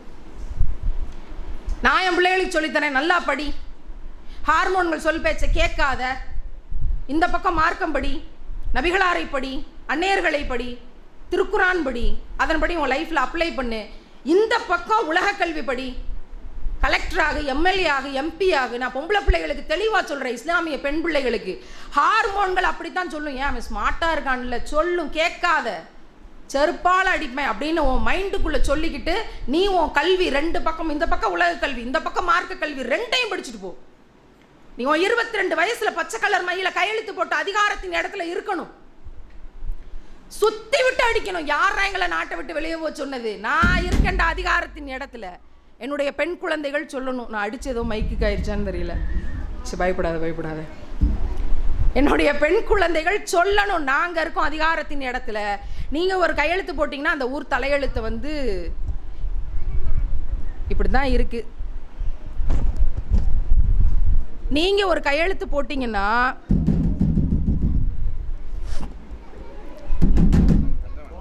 இல்லை மறுபடியும் தட்டி பார்ப்போம்னு நினச்சேன். அப்படி தட்டிடுவோமா? மகிழ்ச்சி. என்ன நடந்துச்சுன்னா கீழே இருக்க உங்களுக்கு சொல்லிடுவோம். இங்கே உணர்ச்சி வசப்பட்டு டேபிளில் 2 தட்டு தட்டிட்டேன், அதில் வந்து மைக் ஆஃப் ஆயிடுச்சு. திருப்பியும் தட்டி பார்த்தேன், நம்ம வீட்டு நிலைமையை சொல்லாமல் சொல்லுது, தட்டுனா ஆஃப் ஆயிரும், அவ்வளோதான். அப்போ இங்கே நடக்கிற தட்டில் ஆஃப் ஆகி நிற்பா, என்ன செய்கிறதுன்னு தெரியாமல். அப்போ அடிக்கணும்னு தோணாலும் அடிக்க முடியாது, திருப்ப கெட்ட வார்த்தை பேசணுன்னாலும் பேச முடியாது, இவ்வளவு தான் இருப்பு. அதுக்காக அவசரப்பட்டு போய் படிப்பை விட்டுட்டு காதல்ங்கிற பேரில் ஒருத்தனை நம்பி போய் நீ ஓடி உங்கள் அம்மா வீட்டுக்குன்னு சொல்கிற நிலமையை சீக்கிரம் வாங்கிக்கிறாதீங்க. அதுக்கே அவசரப்படுறீங்க, வாங்குறது உறுதி, அதுக்கே அவசரப்படுறீங்க. படிங்க. பச்சை கலர் மையில் கையெழுத்து போடுற ஒரு கலெக்டரை கூப்பிட்டு அறைய முடியும்னு நினைக்கிறீங்களா? சாதாரணமாக செஞ்சிட முடியும்னு நினைக்கிறீங்களா? நீ ஓடி உங்கள் அம்மா வீட்டுக்குன்னு சொல்லிட முடியும் பார்க்குறீங்களா? ஒரு எம்எல்ஏ, ஒரு எம்பியை, ஒரு பெண் பிள்ளை அப்படி சொல்லிட முடியும்னு நினைக்கிறீங்களா? முடியாது, கண்டிப்பாக முடியாது. ஏன்? அவள் சொந்த காலில் நிற்கிறா, அவளுக்கு ஒரு பெரிய கடமை இருக்குது, பெரிய பொறுப்பு இருக்குது. திருப்ப ஒரு அப்பு விட்டு அவன் ஜெயிலில் தான் இருக்கணும்னு அவனுக்கு தெரியும், செய்ய மாட்டான். அப்போ நீங்கள் அந்த இடத்துக்கு போங்க. படிக்கிற பிள்ளைகள் ஹார்மோன்களை எதிர்கொள்ள பழகுங்கள். இன்னைக்கு படிக்கிற பெண் பிள்ளைகளுக்கு கொஞ்சம் ஸ்மார்ட்டாக வந்து பிரெஞ்சு தாடிலாம் வச்சுக்கிட்டு ஒரு 25-27 வயசில் நின்னார்னா காதல் வருதுங்க. 10ஆம் கிளாஸ் பிள்ளைக்கு 11ஆம் கிளாஸ் பிள்ளைக்கு சார் மேலே காதல் வருது. சார் ரொம்ப அழகாக இருக்காருடி, ஆமாண்டி அப்படின்னு சொல்றதுக்கு ஒரு டீம் உருவாகுது. 2 பிள்ளைகள் செத்து போனார்கள் எழுதி வச்சுட்டு, சார் பாலியல் வன்முணர்வு செஞ்சாருன்னு சொல்லிட்டு. அவன் தான் ஆடிட்டோரியத்துக்கு தனியாக கூப்பிடுறான்னு தெரியுது இல்லை. நீ ஏன் தனியாக போன? ஏமா போன? அப்படியே போனல உங்க அம்மா கிட்ட முதல் நாளே சொன்னியா? நீ உன் சாரை நம்புற, உன் ஸ்கூல் டீச்சரை நம்புற, 1098ங்கிற அரசாங்கம் கொடுத்த நம்பரை நம்புற. இப்போ இன்னொரு அரசாங்கம் ஒரு நம்பர் கொடுக்க, அந்த நம்பரை நம்புவ, புகார் பெட்டியை நம்புவ, உன் ஃப்ரெண்டை நம்புவ, உன் பாய் ஃப்ரெண்டை நம்புவ. ஆனா உன் பெத்த தாயை நீ நம்ப மாட்ட. தற்கொலை பண்ணி செத்து போகிற பிள்ளைகளுடைய மரணத்தை பார்க்கும் போதெல்லாம் கொதிக்குதுங்க, கொதிக்குது. நடக்கத்தான் செய்யும் பிரச்சனை, இருக்கத்தான் செய்கிறானுங்க சுற்றி இப்ளீஸு. நீயும் சில இடத்துல வழி தவறி போக வாய்ப்பு இருக்கு. ஏன் முதல் நாளே உன் அம்மா கிட்ட சொல்லலை? சொல்லியிருந்தேன்னா உன் உயிரை பாதுகாத்துருக்கலாம்ல. அம்மாட்ட மட்டும் சொல்ல மாட்டாளுங்க, அம்மாட்ட மட்டும் சொல்லிடுறதில்ல. கடைசியில் அவள் பிள்ளைய பறி கொடுத்துட்டு 10 மாதம் சுமந்து பெத்தெடுத்தவ அழுதுகிட்டே இருக்கணும், காலம் பூரா அழுதுகிட்டே இருக்கணும் இல்லை? அப்போ எதிர்த்துலாப்புல நிற்கிற சார் மேலே க்ரஷ் வர்றது கூட இயல்பு தான், ஹார்மோன் சொல்லும் தான். ஒரு ஆப்போசிட் செக்ஸ் அட்ராக்ஷன் வரத்தான் செய்யும். அதனால தான் முதல் முறையே பார்வையை தாழ்த்தி கொள்ளுன்னு திருக்குறான் சொல்லலை. 2வது தடவை சுதாரிச்சுக்க, 2ஆம் முறை பார்வையை தாழ்த்திக்கன்னு சொல்லி கொடுத்துருக்குல்ல. இதையெல்லாம் தெரிஞ்சுக்கிட்டும் நம்ம பிள்ளைய டிக்டாக் போடலாமா? இதெல்லாம் தெரிஞ்சுக்கிட்டும் அப்படி ஒரு க்ரஷ் டீமில் ஜாயின் பண்ணலாமா?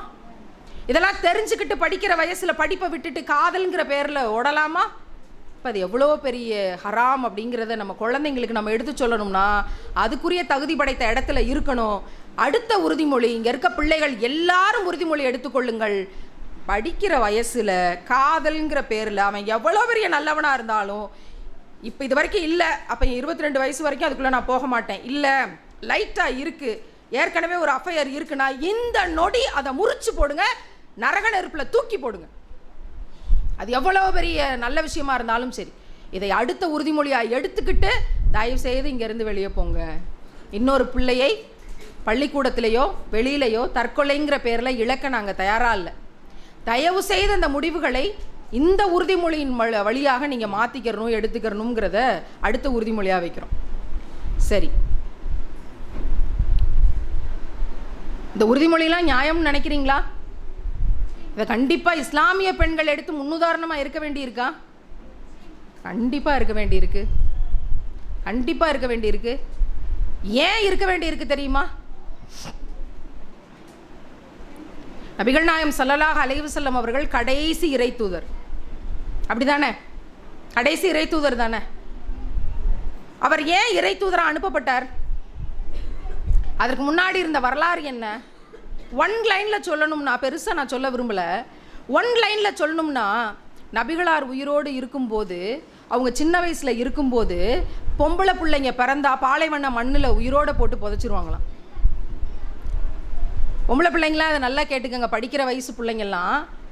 நீங்கள் எப்படி பெண் பிள்ளையாக பிறந்திருக்கீங்களோ அது மாதிரி ஒரு பொன் குழந்தை பிறந்துச்சுன்னா பாலைவன மணலில் தோண்டி உயிரோடு உள்ளே போட்டு புதைச்சிருவாங்களாம் 1400 வருஷத்துக்கு முன்னாடி. அப்போ நபிகளார் போய் அழுகுறாங்க, ஐயோ இப்படி நடக்குதே, இந்த சமூகம் வழிகேட்டில் இருக்கே, என்ன செய்யறதுன்னு தெரியலையேன்னு அழுகுறாங்க, கதறி கதறி அழுகுறாங்க. இப்போதான் இறைவன் திருக்குரான் அப்படிங்கிற ஒன்று அந்த கண்ணீருக்கு பரிசாக கொடுத்து என்ன தெரியுமா சொன்னாங்க? சொன்னது இறைவன், பெண் பிள்ளைகள் பிறந்தால் நற்செய்தின்னு அறிவிப்பு பண்ணுங்கன்னு சொல்கிறாங்க. 2 பெண் குழந்தைகளை பெற்று நிறைய அன்பு செய்து கண்ணியத்தோடு வளர்த்தால் அவங்களுக்கு சொர்க்கம் நிச்சயம்னு சொல்கிறாங்க. உலகத்தில் எங்கேயாவது படிச்சிருக்கீங்களா? பெண்களுக்கு உயிர் இருக்கா இல்லையான்னு ரோம் நகர் ஆடிட்டோரியமில் இது மாதிரி போட்டு மீட்டிங் நடந்துச்சான். அந்த காலகட்டத்தில் இறைவன் அறிவிப்பு செய்கிறான், 2 பொம்பளை பிள்ளைகளை பெற்று அவங்கள ஒழுக்கத்தோடு நிறைய அன்பு செலுத்தி வளர்த்தால் சொர்க்கம் அந்த பொம்பளை பிள்ளைக்கும் சேர்த்து தான். அப்போ அவள் பிறந்தப்ப இறைவன் நற்செய்தின்னு அறிவிச்சிருப்பான். உலகத்தில் எங்கேயாவது இது மாதிரி எங்கேயாவது சொல்லியிருக்காங்கன்னு கேட்டிருக்கீங்களா? மாதவிடாய் ரத்தம் என்பது தீட்டல்ல, அந்த சமயத்தில் தொழுகை நடத்த வேண்டாம்னு உங்களுக்கு சலுகை கொடுக்கப்பட்டிருக்கு. நல்லா கவனிங்க, தொழுகை செஞ்சா தீட்டுன்னெலாம் சொல்லலை. தொழுகை செஞ்சா கீழே குனியணும், நிமிரணும், முட்டிக்கால் போடணும். அப்போ இரத்த ஓட்டத்தினுடைய சுழற்சியில் இரத்த அழுத்தம் மாறுபட வாய்ப்பு இருக்குது. அதனால் கடினப்பட வேணாம் சொல்லப்பட்டிருக்கே தவிர இறைவனை நினைக்கக்கூடாது அப்படின்னு எங்கேயும் சொல்லப்படலை. அது தீட்டல்ல. அன்னைக்கு எங்கள் வீட்டில் மற்றவங்க தொழுகை நடத்துகிறாங்கன்னா பாயை தொட்டு எடுத்து கொடுக்கலாம், குடிக்க தண்ணி கேட்டால் செம்பை தொட்டு தண்ணி எடுத்து கொடுக்கலாம், வெளியே போய் தனியாக இருக்க வேண்டியதில்லை. தீட்டல்லன்னு 1400 ஆண்டுகளுக்கு முன்னாடி எவ்வளவு பெரிய கண்ணியப்படுத்தி இருக்கிற ஒரு மார்க்கம். இன்னைக்கு 500 கிராமத்தில் நிலவாசப்படிக்குள்ளே விட மாட்டாங்க. 5 நாள் தெருக்குழாயில் தான் குளிக்கணும், பொதுக்குளத்தில் குளிக்கணும், மரத்தடியில் தான் இருக்கணும். பாம்பு கடிச்சு செத்து போனால் செத்ததான், மழை வந்தால் நனையணும். இன்னைக்கு நிலைமையை சொல்கிறேன். கஜா புயலில் ஒரு பிள்ளை 7ஆம் கிளாஸ் படிக்கும் போது ஏஜிட்டன் பண்ணிட்டான், வெளியே தனியாக உட்கார வச்சு அவள் தலையில் ஒரு தென்னை மரம் விழுந்து செத்து போய் தான் அடுத்த நாள் தூக்குனாங்க அவளை, வயசுக்கு வந்துட்டான்னு சொல்லி. ஆனால் இஸ்லாத்தில் வெளியே என்ன பேசிக்கிறானுங்க? இஸ்லாம் பெண்களை அடிமைப்படுத்தி வச்சிருக்கு, உடையில் கூட சுதந்திரம் இல்லையே. என்னால் இந்த ஷால் போடாமல் இன்னைக்கு வர முடியலங்க. ஏன்னு கேளுங்க, இந்த பக்கம் ஆண்கள்லாம் உட்காந்துருக்காங்க, இல்லை நான் பயணப்பட்டு வரணும், நான் இந்த கையை தூக்க முடியாது, இந்த கையை தூக்க முடியாது, இங்கே அட்ஜஸ்ட் பண்ணணும், அதை பண்ணு இதை பண்ணு. இப்போ பாருங்க, நான் மிஸ்ஸாமல் ஃப்ரீயாக நின்று கொண்டு நான் பாட்டுக்கு பேசிக்கிட்டு இருக்கேன். எதை பற்றின கவலையும் எனக்கு இல்லை. அதானே? இன்னும் நான் நினைக்கிற புர்கா எனக்கு கிடைக்கல. எல்லா புர்காலையும் ஸ்டோனு, எல்லா புர்காலையும் வளையல் வச்சு தச்சிருக்காங்க, எல்லாத்துலேயும் டிசைனு, வெயிட், அது ஒரு பக்கம் வெயிட் அடிக்குது அந்த புர்கா. அப்போ நான் நினைக்கிற மாடல் இன்னும் கிடைக்கல, அதுக்காண்டி வெயிட்டிங். சில ட்ரெஸ்ஸஸ் வந்து லூஸாக வந்து நைட்டிக்கு 2 மடங்கு லூஸாக சில ட்ரெஸ்ஸஸ் நான் துபாயில் வாங்கினேன். அதை போட்டுட்டு தான் நேற்று நான் ட்ரெயினில் வந்தேன். எவ்வளோ வசதியாக இருக்குது தெரியுமா? இறைவன் மிகப்பெரியவன். அத்தனை சுதந்திரத்தை ஆடையிலும் கொடுத்துருக்கான். ஆனால் ஃபுல்லாக கவராக இருக்கு, என் கை விரல் வரைக்கும் கவராக இருக்கு. என்கிட்ட ப்ரெஸ் மீட்டில் கேட்டாங்க, ஆடையில் கூட சுதந்திரம் இல்லாத ஒரு உடையை வச்சுக்கிட்டு அரபு நாட்டு தண்டனையை இங்கே தண்டனையாக கொடுக்க சொல்கிறீங்களே மேடம், அவங்களுக்கு ஃபுல்லாக ட்ரெஸ் போட சொல்லி அவங்களுக்கு வந்து எவ்வளோ பெரிய கொடுமை தெரியுமான்னு கேட்டான். அட அயோக்கிய பயல்களா, உடம்ப ஃபுல்லாக மறைக்கிறது அடிமைத்தனம்னு உங்களுக்கு எவன்டா சொன்னது? இதை அடிமைத்தனம் சொல்லிட்டு எவ்வளவுக்கு எவ்வளவு வந்து ட்ரெஸ்ஸை குறைக்க முடியுமோ, எவ்வளவுக்கு எவ்வளவு ஒரு பெண் தன் உடலை காட்ட முடியுமோ அதை நாகரிகம்ன்று எந்த தருதலடா சொல்லி கொடுத்தது உங்களுக்கு? ஒரு ஆண் எப்போ நாகரிகமானவன்? கோட்டு போட்டு, சூட்டு போட்டு, டை போட்டு, ஷூ போட்டு, சாக்ஸ் போட்டு, அவன் கை கூட தெரியக்கூடாது, அது மாதிரி போட்டு வந்தாம்னா அவன் நாகரிகமானவன். ஒரு பெண் எப்படி வரணும்? மார்பகம் தெரியணும், தொப்புள் தெரியணும், அதில் வந்து லோகிப்பு போட்டிருக்கணும், குட்டப்பாவாடை போட்டிருக்கணும், அது மாதிரி வந்து மேக்கப்போட வந்தாள்னா அவன் நாகரிகமானவள். எந்த ஒரு நியாயம்?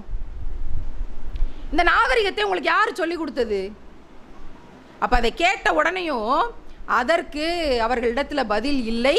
அவங்க சரிங்க மேடம் அப்படின்னு அடுத்த கேள்விக்கு ஜம்ப் ஆகி போகிறார்கள்.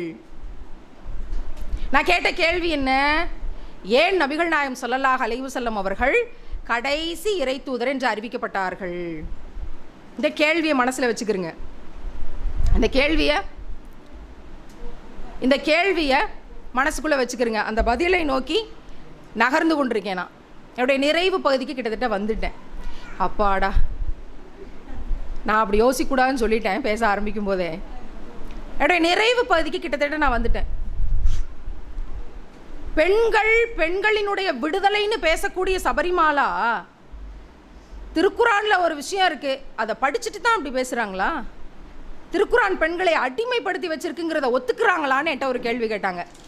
என்னன்னா, ஒரு கணவன் அங்கேருந்து கூப்பிட்டாம்னா கிச்சனில் கையில் செம்பை வச்சுக்கிட்டு இருந்தான்னா அந்த செம்பை கூட போட்டுட்டு வரணுமாம்ல, ஓடணுமாம்ல.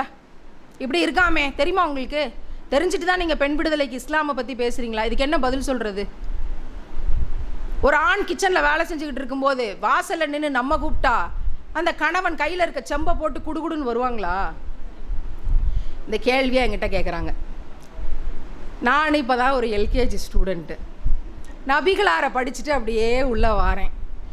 எவ்வளோ அருமையான செய்திகள்! வரதட்சணை இல்லையா, குடும்ப வன்முறை இல்லையா, கன்னத்தில் அறையக்கூடாதான், கெட்ட வார்த்தை பேசக்கூடாதான். ஏன்னா கண்ணியம் உள்ளவன் எவனோ அவன் தன் மனைவியை கண்ணியப்படுத்துவான், எவன் கெட்ட புத்தி வச்சுருக்கானோ அவன் கெட்ட வார்த்தை பேசுவான்றதை நபிமொழியாக சொல்லியிருக்காங்களா? அப்பா, எவ்வளவு இருக்குது, வரதட்சணையிலிருந்து, பெண் விடுதலையிலிருந்து, சொத்துரிமையிலிருந்து எவ்வளவு இருக்குது அப்படின்னு சிலாகிச்சு தங்கத்தின் மேலே ஆசைப்பட வேண்டியது இல்லையா? ஃப்ரீயாக ட்ரெஸ் போட்டுக்கலாமா, உள்ள ஒரு நைட்டி போட்டு புர்கா போட்டால் கூட வெளியாக இருக்குன்னு தெரியாதான், அவ்வளோ அருமையான உடையான் அப்படின்ட்டு நான் ஒவ்வொன்றிலையா இம்ப்ரெஸ் ஆகி உள்ளே போகிறேன். அவள் படிக்க வாரேன்னு வச்சுக்கோங்களேன், செம்பை போட்டுட்டு அவன் வருவானான்னு கேட்குறாங்க. எவ்வளோ பெரிய கேள்வி, இதில் குரானில் வேற இருக்குன்னு சொல்லி அப்போ நான் என்ன பதிலை சொல்லுவேன்? ஆனால் இறைவன் மிகப்பெரியவன். எல்லா எசன்ஸையும் எடுத்து பெண்ணியம் சார்ந்து அப்படியே இஸ்லாம் என்ன சொல்லுது என் கையில் செலக்ட் பண்ணி கொடுத்துட்டான். இல்லைன்னா எனக்கு தெரிய வாய்ப்பு இல்லை. நான் இன்னொரு 10 வருஷம் படிக்கணும். நான் என்ன சொன்னேன் தெரியுமா? ஒரு பெண் கிச்சனில் வேலை செஞ்சுட்டு இருக்கும்போது கணவன் கூப்பிட்டா கையில் இருக்க செம்பை போட்டு ஓடி வரணும்னு இருக்குது. அதுக்கு முன்னாடி ஒரு கணவனுக்கு சில விஷயங்கள் சொல்லப்பட்டிருக்கு. அது உங்களுக்கு தெரியுமா? என்ன சொல்லப்பட்டிருக்கு? ஒரு பெண்ணை கல்யாணம் பண்ணணும்னா வரதட்சணை வாங்கக்கூடாது, ஒரு குண்டுமணி தங்கத்தை கூட வாங்கக்கூடாது, வாங்கினா அதுக்கு பேர் திருமணம் இல்லை, விபச்சாரம்னு இருக்குது. அது உங்களுக்கு தெரியுமா? தெரியாது. ஒரு கணவன் தன்னுடைய சொந்த பந்தத்தை, அவனோட அம்மா அப்பாவை, சொந்த பந்தத்தை எவ்வளோ நேசிக்கிறானோ அதை விட 25 மடங்கு அதிகமாக மனைவியினுடைய குடும்பத்தை, அவளோட அம்மா அப்பாவை, அவங்க சொந்த பந்தங்களை நேசித்து செலவு பண்ணி பாதுகாப்பு பண்ணணும்னு இருக்குது. நபிகளார் சொல்லியிருக்காங்க. அது உங்களுக்கு தெரியுமா? தெரியாது. மனைவியோட சண்டை போடக்கூடாது, அப்படியே காலையில் சண்டை போட்டுட்டா இரவு அவளை உறவுக்கு அழைக்காதே, அவள் என்ன மிஷினா ஆடா மாடான்னு சொல்லப்பட்டிருக்கு. அது உங்களுக்கு தெரியுமா? தெரியாது. அப்படியே நீ உறவுக்கு போற அப்படின்னா கூட அவளை சந்தோஷப்படுத்திட்டு அதன் பிறகு உன் சந்தோஷத்தை, திருப்தியை தேடுன்ற செக்ஸ் எஜுகேஷனை உலகத்தில் பெண் சார்ந்து யாரும் பேச தயங்குகிற, உடைக்க மறுக்கிற பெண் விடுதலையை நபிகளார் பேசியிருக்காங்க, எடுத்து இஸ்லாம் சொல்லியிருக்கு. அது உங்களுக்கு தெரியுமா? தெரியாது. யார் இருக்கிறதுலே நல்லவன் தெரியுமா? எந்த மனைவி இவன் நல்லவன் சர்டிஃபிகேட் கொடுக்குறாளோ அவன் தான் நல்லவன். அவன் சர்டிஃபிகேட் கொடுக்கலன்னா அவன் அயோக்கியன். அப்போ அதுக்குரிய பலன் நரகத்தில் இருக்கு அப்படின்னு மார்க்கம் சொல்லியிருக்கு. அது உங்களுக்கு தெரியுமா? தெரியாது. என்ன மேடம் சொல்றீங்க? என்கிட்ட கேட்டவங்க, என்ன மேடம் சொல்றீங்க, இவ்வளவுமா இருக்கு? அப்போ புர்காவை பத்தி, புர்காங்கிற வார்த்தை திருக்குறானில் இல்லை, அப்புறம் என்ன இப்படி சொல்றீங்க? கண்ணியமாக எதை மறைத்து கொள்ளணுங்கிற செய்தி தான் குரான்ல இருக்கு. அதுக்கு தக்கன மாதிரியான ட்ரெஸ்ஸை நம்ம சில நாடுகள்ல இருந்து பார்த்து எடுத்துக்கிட்டோம். இது சௌரியமா இருக்கே, இது நல்லா இருக்கே, இது வசதியா இருக்கே, ரூல்ஸ்ல இருக்க மாதிரி இருக்கேன்னு புர்காவை எடுத்துக்கிட்டோம். அது நம்ம பார்த்து மனிதர்கள் எடுத்துக்கொண்டது. இறைவன் இந்த கருப்பு கலர்ல இப்படி புர்காவை போடலாம் திருக்குறான்ல சொல்லல. அப்ப உடலை மறைக்கணும்னு சொன்னது சரியா தப்பா? சரிதாங்க மேடம். அப்ப ஒரு கணவனுக்கு, ஒரு ஆண் மகனுக்கு அவனும் உடலை ஃபுல்லா மறைக்கணும்னு சொல்லப்பட்டிருக்கு. பெண்ணுக்கு மட்டும் சொல்லல. பெண்ணுக்கு சொல்றதுக்கு முன்னாடி ஒரு ஆண் மகனுக்கும் 2ஆம் முறை பார்வையை தாழ்த்திக்கொள்னு சொல்லப்பட்டிருக்கு. இப்போ இவ்வளவும் சொன்ன பிறகு, இத்தனை அன்பாக சொல்லப்பட்ட பிறகு கடைசியா ஒரு செய்தியை சொல்றேன். அதான் ஹைலைட். அதுதான் உங்களுக்கு நான் சொல்லக்கூடிய செய்தி. இதை கேட்டுக்கொண்டிருக்கிற ஆண்களுக்கு, என்னுடைய அன்பு சகோதரர்களுக்கு, என்னுடைய அப்பாக்களுக்கு, அத்தாக்களுக்கு, அண்ணன்மார்களுக்கு, தம்பிகளுக்கு நான் சொல்லக்கூடிய செய்தி என்ன தெரியுமா? நபிகள் நாயகம் ஸல்லல்லாஹு அலைஹி வஸல்லம் அவங்கள்ட்ட போயிட்டு ஒரு ஏழை கேட்குறான், நான் ஏழையாக இருக்கேன், என்னால் காசு பணத்தை தர்மமாக கொடுக்க முடியாது, அப்போ சொர்க்கத்துக்கு போக முடியாது தர்மம் செய்யாட்டி, ஆனால் நான் சொர்க்கத்துக்கு போக ஆசைப்படுறேன்னு உடனே ரசூலுல்லாஹ் கேட்டாங்களாம், உனக்கு கல்யாணம் ஆயிடுச்சாப்பா? ஆயிடுச்சு ரசூலுல்லாஹ். அப்போ உன்னோட மனைவிக்கு தினம் ஒரு வாய் அன்போடு ஊட்டி விடு, அது தர்ம கணக்காயிரும், உனக்கு சொர்க்கம் நிச்சயமாயிரும் சொன்னாங்களாம்.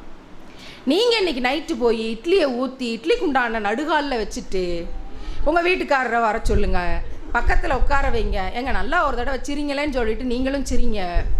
சிரிச்சிட்டு ஆண் வாயை திறக்குறீங்க, என்னான்ட்டு கேட்பாங்க. இன்னைக்கு பயானில் இந்த ஹதீஸை சொன்னாங்கன்னு சொல்கிறீங்க, சொல்லிட்டு உங்கள் வீட்டுக்காரரை கேட்டோன்னே சிரிப்பார், அவரும் சிரிப்பார், என்னம்மா அப்படின்ட்டு. ஏங்க நான் என்ன எனக்காக ஊட்டி விடுறதுக்காக கேட்குறேன், நீங்கள் சொர்க்கத்துக்கு போகணுங்கிறக்காக தான் கேட்குறேன்னு ஆணு திறக்குறீங்க. இதை டெய்லியும் வாடிக்கையாக வச்சுக்கிறீங்க. என்ன தோசைக்கல்ல ஊற்றுனா அவரை தோசை சுட சொல்லுங்க, தோசை சுட்டுட்டு 4 தோசையை ஊற்றிக்கிட்டு உக்காருங்க. எப்படியெல்லாம் கேள்வி கேட்குறாங்க. அப்புறம் சப்பாத்தி புரோட்டான்னு வரிசையாக போகக்கூடாது. எதை செஞ்சாலும் வீட்டில் மொத்தமாக வச்சுக்கிட்டு பிள்ளைகளோட கணவனோட எல்லாரும் சேர்ந்து உட்காந்து சாப்பிடுங்க. இவங்களுக்கெல்லாம் நம்ம சுட சுட தோசையை ஊற்றி ஊற்றி தள்ளணும், நமக்கு மட்டும் 2 ஊத்தப்பத்தை திக்கா போட்டுட்டு அப்பாடா அப்படின்னு ஆறி போன இத்து போன அந்த தோசையை கடைசி என்னைக்காவது சரிம்மா நீ உக்காருமா உனக்கு நான் வந்து போட்டு தரேன் அப்படின்னு சொல்லி எங்கேயாவது சொல்லப்படுதா? நான் இப்போ அடிக்கலை, நான் உணர்ச்சி வசப்படலை. அதனால எங்கேயாவது நமக்கு நீ கடைசியாக உட்காருமான்னு 2 தோசையை ஊற்றி கொடுக்குற வரலாறு இருக்கா? ரொம்ப அரிதுனும் அரிது. இப்போ சாப்பிட்டாலா இல்லையான்னு கூட தெரியாமல் நாளைக்கு ஐநா சபையில் அவர் ரெக்கார்டு சப்மிட் பண்ணணும், அதுக்காக ஓடிடுவார். ஃபோனில் வந்து அதுக்கான வேலையை பார்த்துட்டு இருப்பார், நியூஸ் பார்ப்பார். என்ன எவ்வளோ வேலை இருக்குங்கிறீங்க, நமக்கு என்ன கிச்சனு, அவ்வளோதானே. இனிமே எதை செஞ்சாலும் மொத்தமாக செஞ்சுட்டு நடுவில் உட்காருங்க ரவுண்டில். இந்த ஹதீஸை சொல்லுங்க, ஆண் வாயை தரங்க, நீங்களும் ஒரு வாய் ஊட்டி விடுங்க, அவங்களும் ஊட்டி விடட்டும், பிள்ளைகளுக்குலாம் ஆளுக்கு ஒரு வாய் ஊட்டி விட்டு சந்தோஷமாக சாப்பிடுங்க. இந்த ஊட்டி விடுறதுல இருக்க மகிழ்ச்சி என்ன தெரியுமா? நல்லாவே இல்லைன்னாலும் அடாடாடாடாடாச்சே எவ்வளவு, ஏன்னா அதில் அன்பு கலந்துருக்கும். சிரிச்சுக்கிட்டு அன்போடு ஊட்டி விடும்போது இவ்வளவு கேவலமான சட்னியான்னு சொல்ல மனசே வராது. இது ஒரு டெக்னிக். அதனால் தயவுசெய்து அதை பயன்படுத்துங்க. இப்போ இவ்வளவு அன்போடு மனைவிக்கு ஊட்டி விட்டால் சொர்க்கம் கிடைக்குங்கிற அளவுக்கு செய்தி இருக்குது. இது உங்களுக்கு தெரியுமா?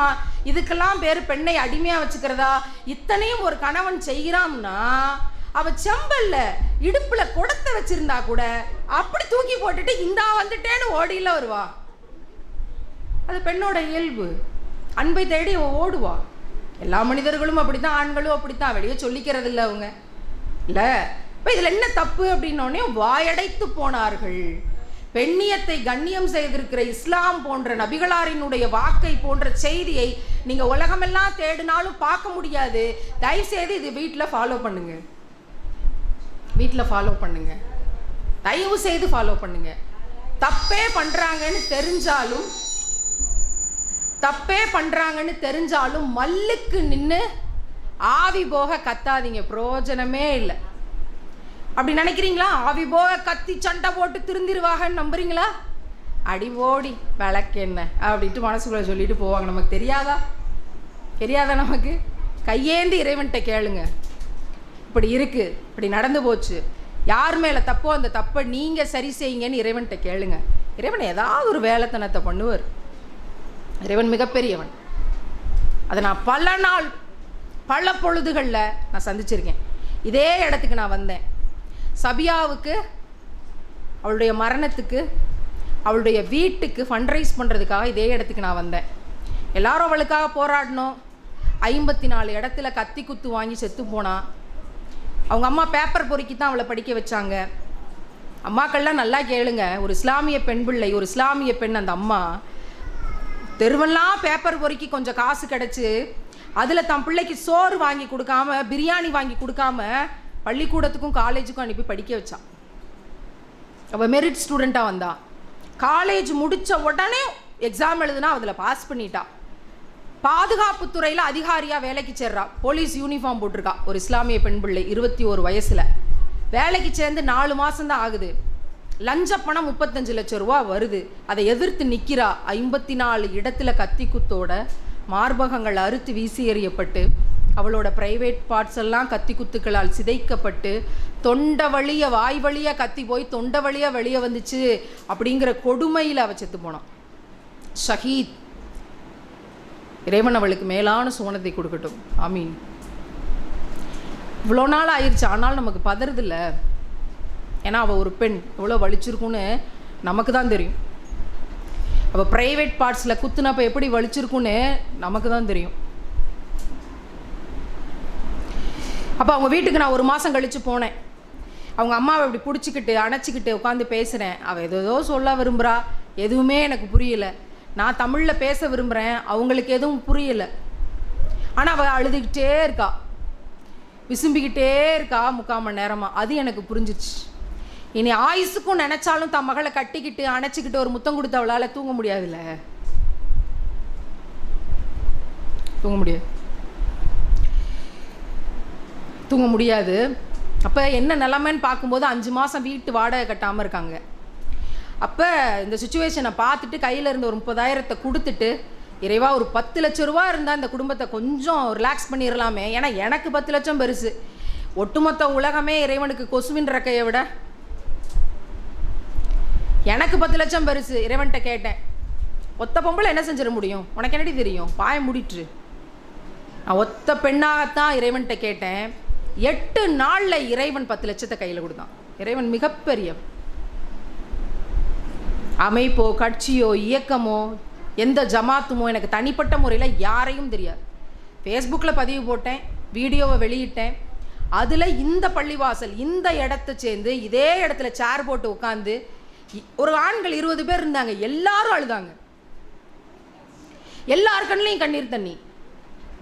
கடைசியில் 2 நாளில் 70,000 ரூபா திரட்டி கிட்டத்தட்ட கொடுத்தாங்க. அரவுண்ட் 70,000 கொடுத்தாங்க. இன்றைக்கி 10 லட்சம் ரூபாயை மதுரையில் ஒரு இஸ்லாமிய பேங்க்கில் டெபாசிட் பண்ணி இப்போ மாதம் மாதம் அவங்களுக்கு ஒரு தொகை போய்கிட்டு இருக்கு. ஹலாலான முறையில் மாதம் மாதம் ஒரு தொகை போயிட்டுருக்கு. அந்த 10 லட்சம் அப்படியே இருக்குது. அவங்களுக்கு ஏதாவது ஒரு பிரச்சனை அப்படின்னா எழுதி கொடுத்து அவங்க எடுத்துக்கிறலாம். அப்படி ரெடி பண்ணி கொடுத்துருக்கோம். இறைவன் மிகப்பெரியவன். அழுது கையேந்தி நீ கேட்டியா கேட்கலையா அதான் கேள்வி. கேட்டால் அவன் கொடுத்துரும். அப்போ நம்ம வீட்டு பிரச்சனை அவன்கிட்ட சொன்னால் தீர்க்க மாட்டானா? அவனுக்கு தெரியாதா? கண்டிப்பாக இறைவன் கேட்பான். ஆனால் என் வீட்டு பிரச்சனைக்கு மட்டும் இல்லாமல் எல்லாருடைய கண்ணீருக்கும் சேர்த்து நீ துவா கேட்டியா இல்லையான்றதான் கேள்வி. சபியாக்காக எத்தனை பேர் அழுது துவா கேட்டோம். அவளுக்கு மேலான சுவனம் கிடைக்கட்டும், இனி ஒரு பிள்ளை இப்படி கொல்லப்பட்டக்கூடாது. இந்த மாணவிகள்லாம் பாலியல் வன்முறைங்கிற பேரில் செத்து போனப்ப எத்தனை பேர் அழுதோம். அழுது நம்முடைய தொழுகையில் கண்டிப்பாக 5 வேளை தொழுதுருப்போம், அதில் டவுட்டே இல்லை. முக்காடு போட்டு தொழுதுருப்போம், அதுலேயும் டவுட் இல்லை. எத்தனை பேர் அந்த பிள்ளைகளை போல இன்னொரு பிள்ளை செத்துறக்கூடாது, இறைவனே ஏதாவது ஒன்று பண்ணு, இந்த துயரத்தை எங்களால் தாங்க முடியலையா, அந்த அம்மா அங்கே அழுகிறது இங்கே வலிக்குதேன்னு எத்தனை பேர் கேட்டோம். நான் எல்லா மரணங்களுக்கும் நேரில் போனேன், அந்த கேஸ் ஹிஸ்ட்ரியை எடுத்தேன், போராட்டம் பண்ணேன், அரசாங்கத்துக்கு செய்தியை கொண்டு போய் சேர்த்தேன். அடுத்த கட்டமாக பெண்ணே விழித்திருங்கிற பரப்புரை. இனி ஒரு பிள்ளை இப்படி சாகக்கூடாது, என்ன செய்யறது? டீச்சர் மேலே ஒரு க்ரஷ் வந்தால் கூட அவன் அயோக்கியன், கொலை செய்யப்பட வேண்டியவன் அவன் தான். நீ சின்ன குழந்தை, ஓ மேலே தப்பு கிடையாது, இதுலேருந்து நீ எப்படி வழி வரலாங்கிற பாலியல் கல்வியை கொண்டு போய் பள்ளிக்கூடத்தில் பேசி கொண்டிருக்கேன். நான் அதை பேசிக்கிட்டு தான் இங்கே வந்து நபிகளார் காட்டிய பெண்ணியம் அப்படிங்கிறத கொஞ்சம் தகுதியோடு கொஞ்சம் திராணியோடு இங்கே வந்து நின்று இந்த செய்திகளை பேசி கொண்டிருக்கேன். ஒத்த பொம்பளை என்ன செய்ய முடியும்? உங்களையும் கேட்பாங்க, என்னையும் கேட்பாங்க. சபியாவினுடைய செய்தியை இந்த பள்ளிவாசல்லிருந்து நான் பேசி இங்கேருந்து நிதி கொடுத்து அந்த அத்தனை சகோதரர்களுக்கும், பெண்ணினத்துக்காக கண்ணீர் விட்ட அந்த அத்தனை சகோதரர்களுக்கும் நான் பெரிய நன்றியையும் இந்த நேரத்தில் இறைவன்கிட்ட துவாவையும் கேட்குறேன். அவங்களுடைய கனவுகளை எல்லாம் நிறைவேற்றி கொடுங்க. அவங்கெல்லாம் ஒன்றா சேர்ந்து பெரிய நன்மைகளை சமூகத்தில் விதைக்கட்டும்னு கேட்டுக்கிறோம். ஆமீன். ஒத்த பெண் என்ன செஞ்சிட முடியும் இல்லை? இதுக்கு இந்த அத்தாட்சியை சொல்கிறத விட ஒரு பெரிய அத்தாட்சி இறைவன் திருக்குறானில் கொடுத்துருக்கான். நபிகளார் காலத்தில் ஒரு ரூல்ஸ் இருந்துச்சு. ஒரு கணவனும் மனைவியும் சண்டை போட்டுக்கிட்டு கணவன் மனைவியை பார்த்து நீ என் தாய் போல அப்படின்னு சொல்லிட்டா டைவர்ஸ்னு அர்த்தம். நீ என் தாய் போலன்னு பேசிட்டா அவ்வளோதான், கல்யாணம் முறிஞ்சு போச்சு, இனி கணவன் மனைவியாக சேர்ந்து வாழ முடியாதுன்னு ஒரு சட்டம் இருந்துச்சு.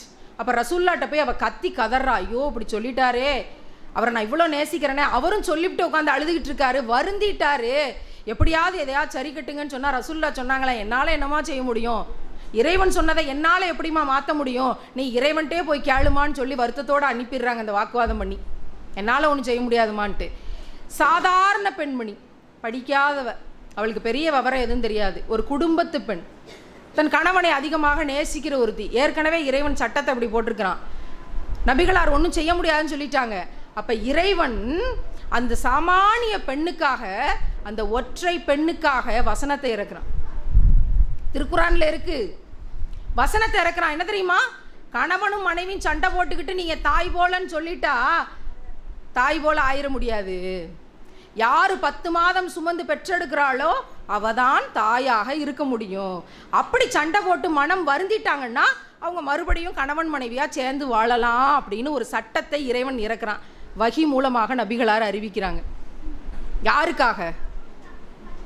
அன்னையர்களில் ஒருத்தவங்களா இருந்தாங்களா? ரசூல்லா குடும்பத்தை சேர்ந்த பெண்மணியாக இருந்தாங்களா? ரொம்ப பெரிய படித்து மார்க்கம் அறிந்த மார்க்க ஞானியாக இருந்தாங்களா? இல்லை, சாதாரண ஈமான் கொண்ட பெண்மணி. அவங்க கண்ணீருக்கு இறைவன் பதில் கொடுத்தாம்னா அந்த அத்தாட்சி இருக்கும்போது நம்ம கண்ணீருக்கு இறைவன் பதில் சொல்ல மாட்டானா? நம்ம கண்ணீரோட அழுது கேட்குறோமா கேட்கலையா? அதான் பிரச்சனை. அப்போ கண்ணீரோடு அழும்போது நமக்கு மட்டும்தான் கேட்கணுமா? அப்போ மற்றவங்களோட வழியெல்லாம் இல்லை. இந்த இடத்துல தான் நான் மறுபடியும் இந்த கேள்வியை கொண்டு வர்றேன்.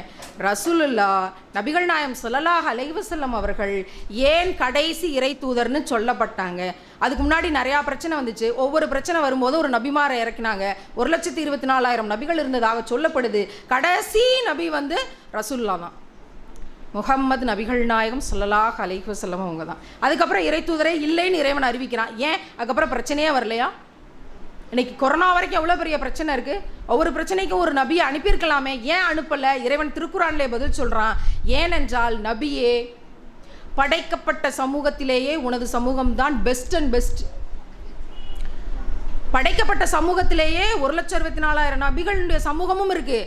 அதில் சிறந்த சமூகம் உன்னோட சமூகம் தான். இதற்கு பிறகு சிறந்த சமூகம் இல்லைன்னு அறிவிக்கிறான். அப்படி என்ன சிறந்த சமூகம்? யார் சிறந்த சமூகம்னா, நபிகள் நாயம் ஸல்லல்லாஹு அலைஹி வஸல்லம் அவங்களை யாரெல்லாம் தலைவர்னு ஏற்றுக்கொண்டிருக்கோமோ, அவர் வழி தான் எங்கள் வழின்னு யார் சொல்கிறோமோ அவங்க சிறந்த சமூகம். அப்போ இங்கே இருக்க எல்லாரும், இதை கேட்டுக்கொண்டிருக்க எல்லாரும் அப்படி தான் நினைக்கிறோமா?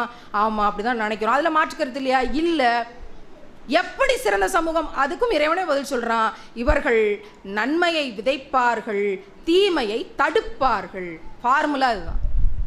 எல்லாருக்கும் ஒரு வெள்ளை பேப்பர் கொடுங்க, 2ஆ பிரிங்க. 1, 2, 3 நன்மை தீமை. நன்மையெல்லாம் நம்பர் போட்டு எழுதுவோம், எத்தனை வருதுன்னு பார்ப்போம். தீமையெல்லாம் இந்த பக்கம் நம்பர் போட்டு எழுதுவோம். ஒரு 50 நன்மை 50 தீமை. 50 நன்மையை விதைச்சிட்டோம், 50 தீமையை தடுத்திருக்கோன்னு வந்துருச்சுன்னா ரைட்டு போட்டுக்கிறலாம். நாம் நபிகளாரின் உம்மத்துக்கள் தான், மகிழ்ச்சி.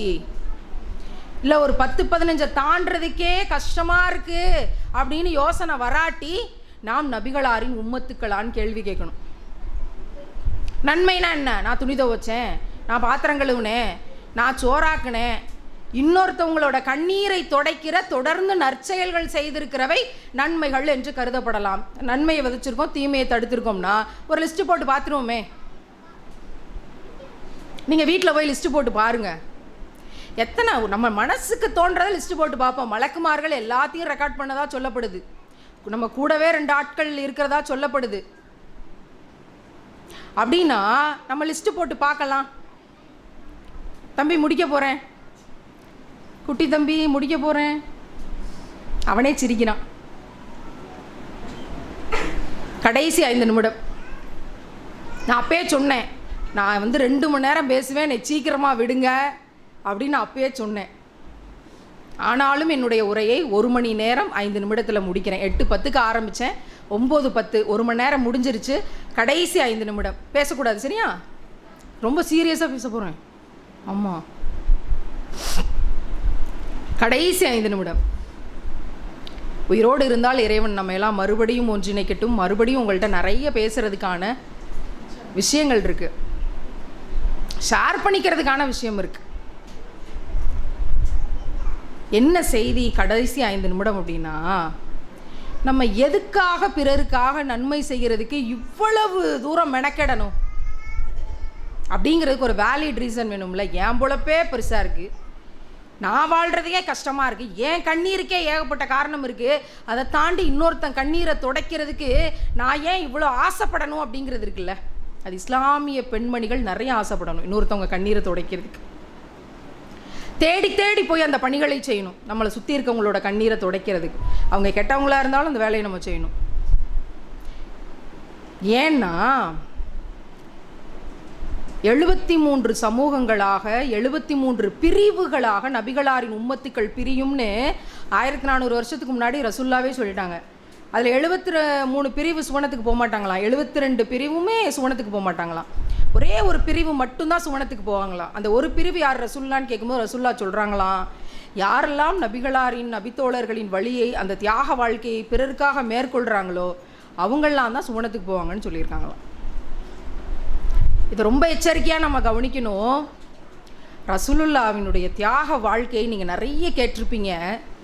என்ன பாதித்து உருகி கதறி கதறி அழுத நிகழ்வு ஒன்று உண்டு. இது மாதிரி பள்ளிவாசல் நின்று பேசிகிட்டு இருக்கிறாங்க, ஒரு குட்டி பையன், இப்போ நான் ஒரு பையன்கிட்ட பேசினேன், அது மாதிரி ஒரு குட்டி பையன் நடுவில் வரணும், நபிகளாரனுடைய பேரப்புள்ள. அந்த குழந்தைய தூக்கி ரசூல்லா கன்னத்தில் முத்தம் கொடுக்கறதுக்கு பதிலாக கழுத்தில் முத்தம் கொடுத்தாங்களாம். ஏன் ரசூலுல்லான்னு கேட்டப்ப சொன்னாங்களாம், இந்த பிள்ளை வளர்ந்து பெரியவனாகி நாளைக்கு இஸ்லாத்துக்காக போர்க்களத்தில் கழுத்தறுபட்டு செத்து போவான்னு சொன்னாங்க. உடனே எல்லாரும் பதறி போய், ரசூல்லா நீங்கள் உடனே இறைவன்கிட்ட கேளுங்க, நீங்கள் கேட்டால் இறைவன் பாதுகாத்துருவான்ல அப்படின்றாங்க. நபிகளார் கேட்க மாட்டோம்ட்டாங்க. ஏன்னு கேட்டப்ப ரசூல்லா சொல்கிறாங்க, எனக்காகவோ என் குடும்பத்திற்காகவோ இறைவனிடம் கையேந்தி எதையும் நான் கேட்க மாட்டேன் அப்படிங்கிறாங்க. ஏன்னு கேட்குறாங்க, மறுமை என்ற ஒரு நாள் வரும்பா, அன்னைக்கு எல்லாரும் யா நப்சின்னு ஓடிக்கிட்டு இருப்பாங்களாம். அப்படின்னா என்ன, என்னுடைய நிலைமை என்னன்னு ஓடிக்கிட்டு இருப்பாங்களாம். ஆனால் ரசூல்லா மட்டும்தான் யா உம்மத்தின்னு ஓடிக்கிட்டு இருப்பாங்களாம். என்னுடைய உம்மத்துக்கள்,